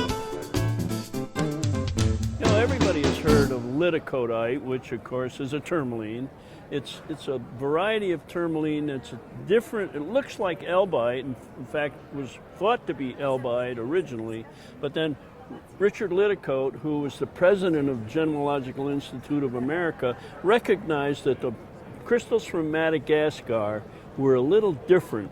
And so at the Smithsonian in 1977, they began to do work on it, and they realized it was something different, so they chose to name it after Richard Lidicote, so we have lidocodite. The Gemological Institute of America is one of the really fine institutions that educates people on gemology. They have great research going on there, and they have beautiful, beautiful library. They bought John Sinkankis' entire library at one time. I used to use John's library for my references, and they now have that. Not only do they have the library, but they have just announced they've put it online. So if you want to do some research and reference work on gems or minerals, they have the Sinkankis library online for you now. The Tangeloff family has been involved with minerals for several decades, and Dennis put this exhibit in, and it's got a most unusual calcite. Other minerals are found in this amethyst from down in South America, but that twin of calcite is definitely one of the finest I have ever seen in this kind of material. It's just wonderful. The size, excellent twinning, nice re-entrant angle, good specimen. Dennis comes up with surprises. That's definitely a surprise. A couple of decades ago in the magazine Gems in Gemology, put out by GIA, there was an article that stated there were probably only about 20 known Australian opal pineapples in existence. And Dowson, you're going to tell us a little bit different story today. You have changed that to a considerable number. Tell me about it. Well, I've been my first actual discovery of these opal pineapple pieces come back in 1995. So I've been sort of digging ever since, always on the chase for these elusive gems. Yeah. And I've actually been one of the luckiest people to find like the best But pieces in the world. You don't find them on the ground, though. You really work at don't. There's a lot of work goes into it. I use a lot of heavy machinery underground now in a big operation underground to take away most of the bulk material, but the actual fine little silty band where these pineapples are sitting is actually dug with a screwdriver, so it actually comes back to just hand digging on a very physical level to try and extract these pieces out without busting and damaging them. And so they actually occur in a zone. There's definitely a zone. We get our sediment goes from clay stone, clay, siltstone, and right through the ground. I get this little 2-foot band of siltstone. The bottom 6 inches is actually what produces my pieces. Isn't that something? And I've actually been fortunate enough to get the ones that are got the really good crystal structure, really good replication. Originally, when these were found, it was believed to be pseudomorphs after glauberite. That's been since, corrected. That's since been corrected. It's now known to be an ichaite crystal, so it's a calcite after ichaite and later replaced by opal. Okay. So a bit of a double pseudomorph. This is actually part of a new find. Come out in October, so I mean I've dug for years and years and years, and I managed to get onto a few really, really nice new pieces. Really good shape, really good colour. So look at that, it's just really gorgeous. Very hard to get the ones with colour. Obviously, most of these will actually fall apart. The greater majority of these specimens just crumble down to nothing. Do they? So very, very hard to get ones that are intact. How did you discover the zone? By drilling or just accidental? It was a very accidental find. By 22 years ago, whatever, I actually jumped down an old hole that was about to be filled in, and known as a dangerous hole. I mean, it was absolutely dangerous, as I had to prop it later on just to hold the roof up. And in the old timers had left it, and in skirting around through the walls on my way back, I actually found a pineapple in the wall. Oh wow! Within 15 minutes of being down there, it actually turned out to be the world's best and finest opal pineapple. It's 24 ounces of gem green crystal opal like this in a magnificent crystal shape. This one here too is actually a world first as well. So and again, just in October, I got this triple cluster, which is really quite unique. Even in my experience of digging around through the ground, you just don't get multiple formations. I got 2 double clusters, and I got this triple cluster. Now the matrix looks like it's brecciated. Yeah, it is. So we've had to consolidate the matrix just because it's very generally like a clay. Okay. We've had to consolidate it. So it's stabilized. It's stabilised. That's the right word. And then obviously clean the piece down around it. So in the pineapple world, I mean, it does make for a really unique and just interesting piece. Yeah, that's museum quality. It's wonderful. That's really exceptional. It was happy days. There's a couple of others from the new find. You grab that one. Oh, look at that! What a treasure. I mean, he has a really good shape about him, and those nice colour bands running through the middle. I mean, each and every one, and I won't say that there's a lot of them, but I mean, they all have their own individual characteristics and shapes about them. So you have to do quite a bit of cleaning on them? There is, yep. So... Look at that. Oh, I never thought I'd see so many of these in one place.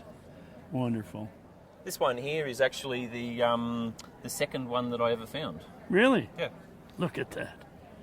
That is superb. Look at the color in that. And it's banded. Huh. Now, does that show a sequence of deposition when it's like that? I think so, yeah. Yep. And like you'll see, this is actually like upside down now in your hand. Always when you get that white points on it, the remains of the calcite, I guess, that's always at the bottom. So that's the way that they sit, in the ground. I see. Okay. Graham Doughton, you're to be commended and congratulated on a very, very successful dig. I know you put your life at risk. We all appreciate that, but the results are fantastic. Thank you. Thank you so much, Graham. Thank you. Hey. How you doing? Once again, 2 Daves. That's right. Can't believe it. It's like we're caught on. Exactly. Yeah. I see some beautiful minerals you got here. Thanks. So let me see some of your choice specimens that you're proud of. All Okay? right. So let's go in here. Yes. So this is a relatively unknown place to mineral collectors, but to the mining world, the Pogo mine in Alaska is one of the biggest gold mines in the world. Okay. But almost nothing ever comes from here. And But I met a miner from the Henderson mine. Okay. I went there to work, and I trained him kind of how to collect. Good for you. And after a couple months, he sent me these things. You see that? So they're similar to the Chinese ones that have come out in the last few years. Unbelievable. But some of the best specimens from Alaska. This is a really interesting piece. This is out of the Minette collection. Okay. So we got this some years ago when we handled the Minette collection. Okay. But I've had it in a box for years because this was labeled let's see, what was it labeled? Parahopiite. And I never believed it, so I just put it in a box until I could analyze it, and it turns out to be tarbutite, which is kind of what I expected all along. Okay. but I just got the results back a couple weeks ago. Okay. And this is the first show it's been to since That's it's so been funny. identified. Now, is this amethyst? What is It's this? actually Smithsonite. Oh, it's Smithsonite. So this okay. was part of the Minette Smithsonite suite. Okay, because he collected Smithsonites. Right, Yeah. in a big way. A big way. That was a specialty. A little This bit is of rare, rarity. rare, ugly. Yeah. It's really delicate. Okay, what is so, that? So this is lead replacing tree roots. That's very rare. Fantastic. From Tucson, Arizona. Would you believe that? I remember So- that so name there's when I this lived one there. and a big one, 2 cases over there. Okay. These are really, really rare things. yeah, They it's form at Longbon and Okay. at Tubac. Fantastic. So, and this was from the Jim Thomas collection, who was an engineer at Ajo for about 38 years. Very good.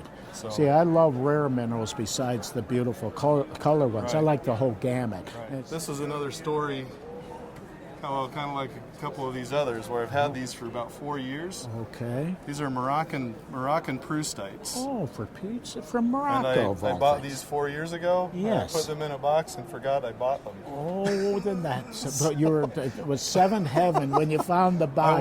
I was. So I got 2 large pieces. This one and an even larger one in the case. Okay. Did you think you just lost them or left them No, somewhere? I just forgot all about Just them. totally forgot about And them. I was cleaning up in the shop and rediscovered them. Oh, I've done that myself with other things. Sometimes it happens. That's right. Sometimes they're it ha- particularly they're huge for the location, the pieces. Okay. And the crystals are particularly large also. For the and the red location. is just intense. Wow. I wish we had a backlight to show You'll a few. probably get a backlight. Yeah. But you can see, you might take Yeah. one in the case that'll show how Yeah, red that it one really right is. there. That shows Yeah, red. the other there. one in the corner. Yeah. So they actually don't need much backlight. They That's just right. need light. Light. Yeah. I'll let you hold it. Okay. You face That's it right probably into. best. Yes. So That's magnificent. yeah, so that's another one. That's a museum piece. That's another Minette piece. That I've He had for likes some time. Smithsonite. Yeah, He yeah. specialized in Smithsonite. That's right. And for Fabulous. this type of color, totally this is one different. of the best around. And Never seen anything like that. That's right. Minette got it from Tony Otero. Very They had good. that shop at Magdalena. Yes. And we put this in the American Mineral Treasures display. Good. It was part of that. It's one of That's the good. best of this type. Never seen anything like that. So these are from the original find of the Okay. Cavansites. Okay. And I got them from Steve Smale. Oh, really? Okay.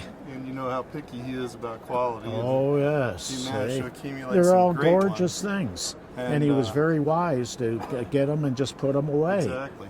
I also got these Goose Creekites from him Ooh. that are some of the best around. And this calcite is pretty fantastic, Fantastic. too. But the Cavansites are really extraordinary. Oh, yeah, absolutely.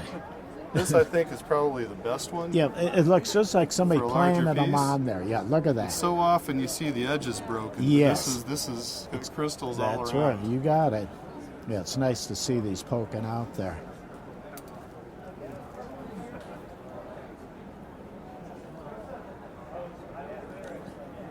Beautiful. So this is maybe the best, but this is actually my favorite. Oh, look like at that's that. just an exquisite miniature. With the big crystals.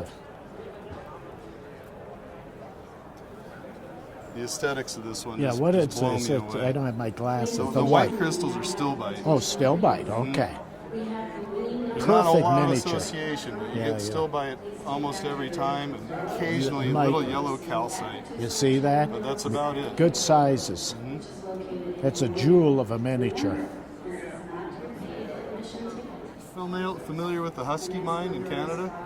Not really. This was a relatively unknown place, but then there Okay. were these finds of some really good silver minerals, polybacites and stephanites in particular. Yeah. And what was different about them is they had this really iridescent coating. So Okay. it became very popular. And this is from an old stash that I got from Rod Tyson. You see that? So Oh. let's see if I can show you particularly. So this one, you can probably see the iridescent colors Yes. on there, the purples and greens. Yeah, absolutely. So this one's a polybasite. That's perfect thumbnail. Let's see, it's not as good. And the stephanites have the same sort of color, Oh, just a you little see bit of that? iridescence. It's better. The colors show up better in different lights. Oh yeah, sure. Perfect thumbnail crystal. Now here you have a combination almost of golden beryl with the heliodor, and it's a bicolor. It's actually bicolored, and that's unusual with these two type of colors together. That caught my eye as soon as we walked up in this case. Nicely terminated. It's a fine beryl crystal, and that's a rich color. Thanks, Dave. All right, thank you. Good to see you again. Hi. How are you? Doing good. You have a case here, and this is it, isn't it? Yes, it is. Good for you. Yeah. It's a beautiful case, and like to have you explain what's going on, because a lot of it has to do with this year's theme and everything. Yeah, definitely. So we wanted to try something a little bit different for this year's theme. We decided to break shape into different regions. So we have a biological region, we have environmental, we have industrial, and we wanted to highlight some of the things that, one, the biological world, how they transform crystals for particular functions and how they shape them for those functions. We wanted to highlight how the environment changes crystal morphology and how geologists can tell what the climate was like in the past based on crystal morphology, and also industrial applications as well. And there's a lot of crossover between these. For example, in industry, we have glass rope sponge, which is made out of opal, and they are using, there's new applications developing that as new fiber optic material based on the biological world. It's amazing. Yeah. Absolutely amazing. Yes. We have in calcite, this particular example, we have a brittle star, and a lot of people don't know that on the arms of the brittle star are light-sensing eyes, and they sense the light so they can try to avoid prey by hiding in the shadows. But they cover up the light-sensing organ, or light-sensing biological material. They put a curved calcite lens on top of that, and the calcite lens is made out of, it's a high magnesium calcite. So we scoured our collection, looked for high magnesium calcite, and yeah, we found some that also curved as well. So yeah, it was pretty neat. It is really fantastic. Well, it's a wonderful theme we're having a year, and it's very educational. Yeah, there's some very amazing important cases. that we have this, because a lot of people just don't understand minerals other than they're pretty and rare, and that's it. Right. But mineralogically speaking, crystallography speaking, it's a wonderful event we're having this year. I'm very pleased with it. Yeah. Very exciting. Yeah, some exciting cases, including this. The Friends of Mineralogy also recognized the educational aspect of this, and they awarded us the Best Education Exhibit. Oh, here very as good. well. So, Okay, yeah, we're very proud of that's that. important. Well, congratulations. Thank you very much. That's great. Gloria, how you doing? Good to see you. I see these books in your hand. Give me what's going on in here. So I publish a mineral book series and have been since 2001. Okay. And our diamond issue came out last year. Wonderful. Sorry, it's we styled it after the Extra Lapis series, which was the German series that was the sister series to Lapis, the German magazine Lapis. Okay. And but early on, we started to realize that for the English-speaking audience, we really had to Good. re-edit them. Very good. So, Okay. so this has been very popular and very interesting. I'll the put world my of order diamond. in. I need to get one of these. The world of diamond, when I first started doing it, I was thinking I really wasn't that interested in it because people don't collect diamonds in our community. But it's really the most studied mineral, I think, on the earth. Oh, it has to be. It has Yeah, to be yeah, because yeah. there's so much money involved, That's and it's right. a strategic mineral. And the history is just fascinating. There's no country, there is no era in history that that doesn't have a diamond story. And Isn't so that it interesting? turns out to be Okay. really interesting. But the collectors, I have a big subscriber base. A lot of them won't even read it because it's Could diamond. care less about diamonds. Yeah. See, I like So I wish they- gemstones and minerals. I wish they would, because the history and the mineralogy is truly fascinating. And actually, diamond is a strategic mineral. There's an enormous amount of technology surrounding diamond. That's right. They're trying to do batteries and See that? yeah, lots and lots of things. Besides the jewelry industry. Oh yeah, Yeah. oh yeah. A lot of jewelry other industry is, uses, Yeah, really nothing compared to. And after Diamond last year, we ghost published this book for the Denver Gem and Mineral Show. Okay. And this book, Mark Jacobson wrote it, and then I did the layout and ultimately published it. We did all the color corrections. Okay. It was a very interesting also book to do. I've only lived in Denver for about 10 years. Okay. And I was part of the show committee for 5. Okay. And so what I learned from doing the book was the total culmination of the Denver show has given back more than $500,000 to Earth science projects Very good. in the community. It's given $100,000, over $100,000 in scholarships to School of Mines students. Fantastic. When did they start all this? The show started in 60. I think you were at the first show, Dave. You're in mine, here. because I see an emerald used to be mine in here. Yeah, you displayed, and I think that was what was so interesting, was the number of people like you. Did you live in Denver? No, I live in Tucson. But did you live in Denver? Oh, yeah, I was that in time? Tucson several years. So, they just I really lived did. in Golden. It's The Denver area. So people like you who have become superstars and powerhouses were major exhibitors. Here's a picture. Yeah, so that emerald I used to own. That was yours, and that was on display at the show. That's in this. This is in the Smithsonian now. That's this correct. piece. That is correct. And I found this. A club member had this picture, and it was really dark in their photo album, and we enhanced the photo. Yeah. And I called Bill Larson, because obviously he knows the blue cap situation. That's correct. And I said, I think says Dave Wilber on here. And I said, do you recognize That's any my of these case. pieces? Yeah. And he said, holy crap. Actually, he said more than holy crap. Yeah, exactly. He said, that's the blue caps. He Yeah. said, that's all of them. Yeah, Where did you I get that? I collected blue cap You have them tourmalines. all. And then he told me where every piece was You see now, that? and so we this is a Van Pelt photo that wasn't That's that good. right. We enhanced everything, and it's just stunning. For 10 years, Brian Lees introduced the Sweet Home, all of his Sweet Home finds, the tree root pocket, lots and lots of things at the Denver show. Yes. And really put that show on the map. Very in much so. another era. Yeah. So it's a very exciting. It was a very exciting project, very interesting, and helped me become embedded in the community there. Very good. So, Glory, what else are you working on? This is quite a project you've been doing here. So, what else are you doing? For 17 years. So, our current project is that we started 9 years ago, working with the Canadian Museum of Nature to do a book on Bill Pinch's first collection, the one that went to the Canadian Museum of Nature. Okay. And Bill just died last year. That's sad. And but he was interviewed. Michael Bainbridge, who did the photography, and he also did all of the writing.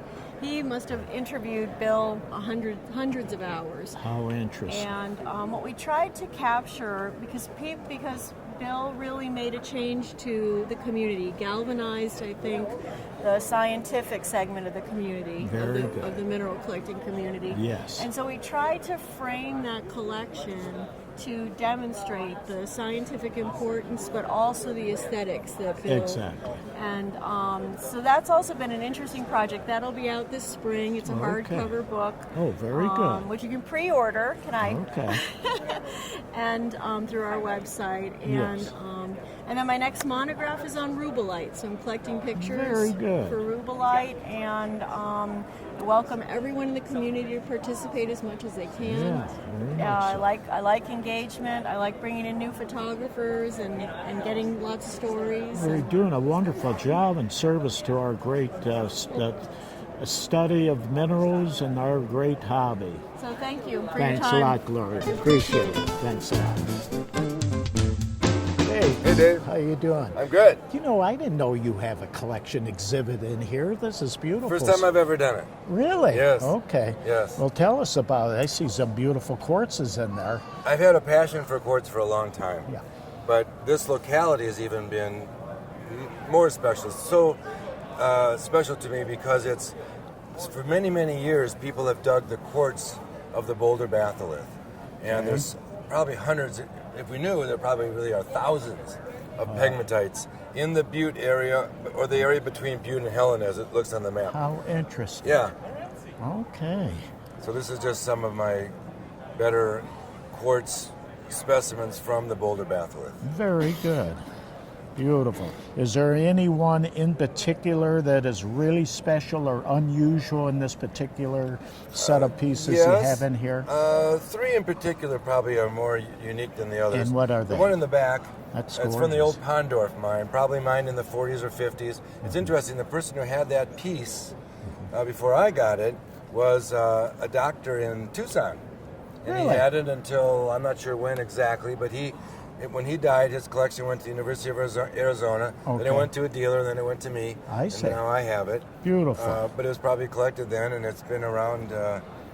It's interesting, though, that the doctor from Tucson, I think. Yeah, it is funny. Yeah, here so there's we're that in one. Tucson. And then the one with the blue Clevelandite. Yeah, that is wild. It's really unique. The association and the color of the Clevelandite especially.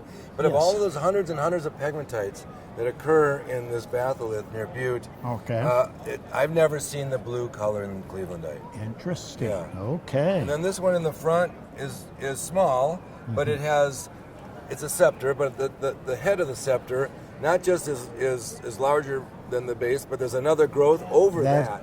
I see so that. there's a druze That's covering right. the head of the scepter. And it's a perfect miniature. Yeah, it is perfect a nice miniature. size. Yeah. But if you put a light on the back of that, the purple amethyst comes out. Oh, so inside okay. that later growth of quartz is Sparkles. amethyst. Yeah, it's Okay. great. Wonderful. And these are all scepters here too. Yeah, the first ones in the front are scepters. Yeah, scepters, yeah. Yeah, and the one in the back and the one on the right, they look like smoky quartz, but they're not. They're tourmalinated. Oh, okay. So little needles of tourmaline give it its color, not How interesting. radiation. Yeah. Okay. Yeah. Very unusual. Dave. Janice, how you doing?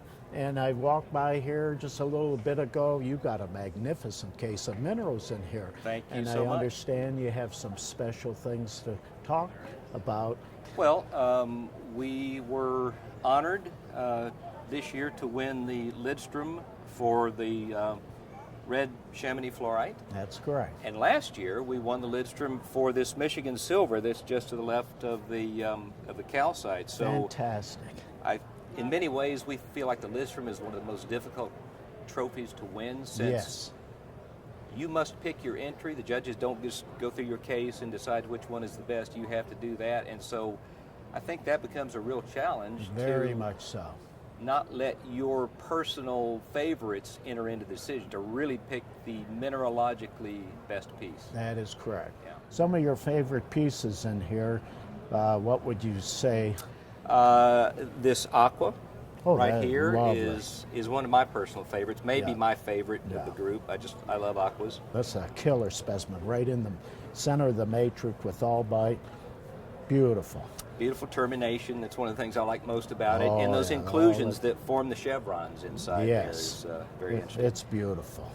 Aside from that, this dioptase Wonderful. is one of our favorites. One reason I'd like it too, it's not only fine, rather larger, above average crystals, but on the light color matrix. The contrast is fabulous. The Brazilianite up here, that was mined back in that original find in the 40s, I believe it was. That's correct. And the newer ones that we see quite a few of today are a little bit different crystal habit and color with the albite, Yes. which are also beautiful, but That's a these are jewel. quite Jimmy. Yeah. So, aside from that, the Heliodor, while not large for the species, that one just has very interesting etching and really great color saturation. That's true. And the one other thing I'm going to point out about it, it's hard to get that size. Some of them are big, tall. Oh, I know. Oh, yeah, that Large, size very and the same type, but that size, and that size fits in so well with the collection. Right. Yeah, your choice was very good there. That spodumene there, that's a beautiful etched crystal back there. Iceberg, yeah, there you go. It's an iceberg. It's beautiful. Has a little tint of green. It's beautiful. Aside from that, of course, we love them all. The Milpias azurite has got that beautiful electric blue color in that watery luster. Wonderful locality when they hit that. Really It is. they really hit a jackpot. It's They're going to be a future absolutely classic. beautiful, very much so. I typically don't like black minerals, but that elvite in the back has such wonderful metallic luster. You took it right. I was going to bring that right up. I've never seen that with that beautiful combination of the small crystals. And what are the white crystals? The quartz. They look like twin or something. The white here. I think that's maybe a glauconite inclusion. I'm not certain about that. Yeah. But all the matrix crystals, I believe, are quartz. Yes. Las Vegas, did we mention that? I think that's That's one that, beautiful. Those sprays that came out in the early yeah. 90s were sort of that one find. Yeah. And while the newer ones that have come out in the last few years are beautiful on matrix with the epidote, these asteroided sprays are just classics in my view for Mexican amethyst. The round mountain gold, while not large, is very unusual. And that piece, I think, has unusually yellow color for round mountain, and I'm told that that's due to oxidation. That there's a high silver content in those round what I was mountain going golds, to ask. and some of them in the upper part of the mine oxidize. Okay. And it takes the silver out of the surface layer and gives it that beautiful sort of eagle's nest. Beautiful, gold. exactly. Yeah. It's Unusual beautiful. for round mountain. It's a perfect match as a specimen with the silver on each side of your beautiful big calcite there. You got your silver and you got your gold. Very, very well displayed how you did that. Thank you so much. Yeah, worked. I think that's an important part of exhibiting is having a pleasing arrangement of not only sizes and levels, but also colors. I think it pulls people's eye around the case. That's and, right. And helps to show off your minerals more. You're doing a wonderful job. Yeah, Okay. Thank you. Thanks a lot. So much. Appreciate it. Thanks a lot. California has an official gem, and the gem is benitoite, which is found in San Benito County, California. And this display by Brett Keller is a great example of that gem and that mineral. The discovery of this was really kind of interesting. The old fellow was looking for mercury deposits because mercury was so important to gold mining in California. And he saw these blue crystals and he thought they were diamonds. And he collected some, but they turned out to be benitoite. And Brett has personally collected many of the specimens you see in this case. Brett also runs a winery called Mineral Winery. And so there's a couple of bottles in here and glasses that reflect that occupation. But Brett's a really good collector. He's done a wonderful job. And this is a really outstanding example of California's official gem mineral, benitoite. If you're a fluorescent mineral collector, it's worth collecting because the benitoite under shortwave really glows beautiful blue. A couple of times we've mentioned the theme of this year's show here in Tucson is crystals and crystal forms. In most of the cases, try and show all 6 crystal systems, but Stan and Susan Celestian did a job of just one system, the cubic system. And this is a wonderful little exhibit just to show that one crystal system. The drawing shows the different forms the cubes can take, and then the specimens that are in here all represent those forms. It's a wonderful, wonderful case. Susan was the curator at the Arizona State Museum collection, and when that collection existed, unfortunately it's been dispersed now, but this case is a really good example of selecting one system, cubic, and showing all the different forms with a whole variety of nice species. Very, very well done. I'd like to introduce you to 2 of the most beautiful people at the Mineral Show, Danny and Maddie Trinchillo. Danny is almost in middle school, right? All right, nice to meet you, Danny. And Maddie, you're a beautiful young lady. And also an expert on rocks, right? Yeah. Well, not quite. They are the youngest dealers at the show, and they've got a nice display that they're selling. And I think it's wonderful that young people are involved in the mineral game so early. They're doing a good job, and I want to hear more about what they've got. Okay, Maddie, tell me something about those specimens over there. Those are the cobalt and calcite. Some of them have a little malachite too, and I'm pretty sure they're from Congo. Yeah, that sounds right. Yeah. And you're selling those, right? Yeah. Can you give me an idea how much it would cost me for one of those specimens? This whole flat is $25. The whole flat? No, each each in piece. the flat. Okay, yeah, all right. You sound like you're a good business lady. All right, and these are? These are the spessartines. They're from Tanzania, and we've got a bunch of them. They range. Some of them, they go from like $300 to $250. Wow.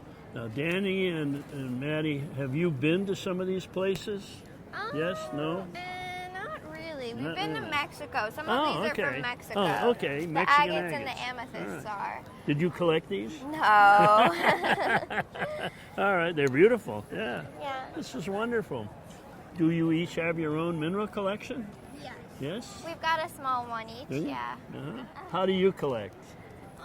Well, usually my dad goes around the world and he brings us back specimens. Okay. And then we decide which ones we want and then we split them up. Oh, that's nice. Yeah, you share. He helps That's us, wonderful. yeah. Well, I'm very pleased to have met both of you, and I hope you a lot of success at the Tucson Gem and Mineral Show. Thank you so much. Daniel? Dave, it's an honor to be here together with you. Well, thank you very much. Rob and I wanted to recognize this moment as we present to Robbie Vaughn and the Perot the first award called the David P. Wilber Award. We don't know how else to show our appreciation. You literally changed the world that we grew up in, maybe just before we were born, to create this world in which our businesses could exist, our hobbies and our passions could exist. And we think it's high time that someone created this award in your honor. It's just for the best damn specimen in the show, in any exhibit case. And we used your criteria that you've always looked at for looking at what makes a great mineral specimen. You know, aesthetics, color, quality of condition, size, all of those things relative to the species. And that's what you've perpetuated in your legacy of what's an important mineral and taught so many people in the industry that that's what this award is supposed to represent. Yeah, really appreciate I can just imagine you. You sit here with your fingers counting off the better specimens of something. When I try and show you something nice, oh no, Rob, there's this one better, this one better, this one better. So we have to find the piece to give this to that. Every year. You can't do that. And that's what we're going to do from now on in your honor. And we have something for you. We made a special award just for you. That's a presentation example. Oh, that's fantastic. This is for you to take home. Very good. Now, you do have something that it's not exactly right. It is not exactly That's good. right. Yes. That's important. That's It says Presentation Award for David Wilber from Arkenstone and Fine Minerals. There you go, Dave. That's the award for you. And he's what's hot in Tucson. And he's what's hot in Tucson. This man. It's all rumors.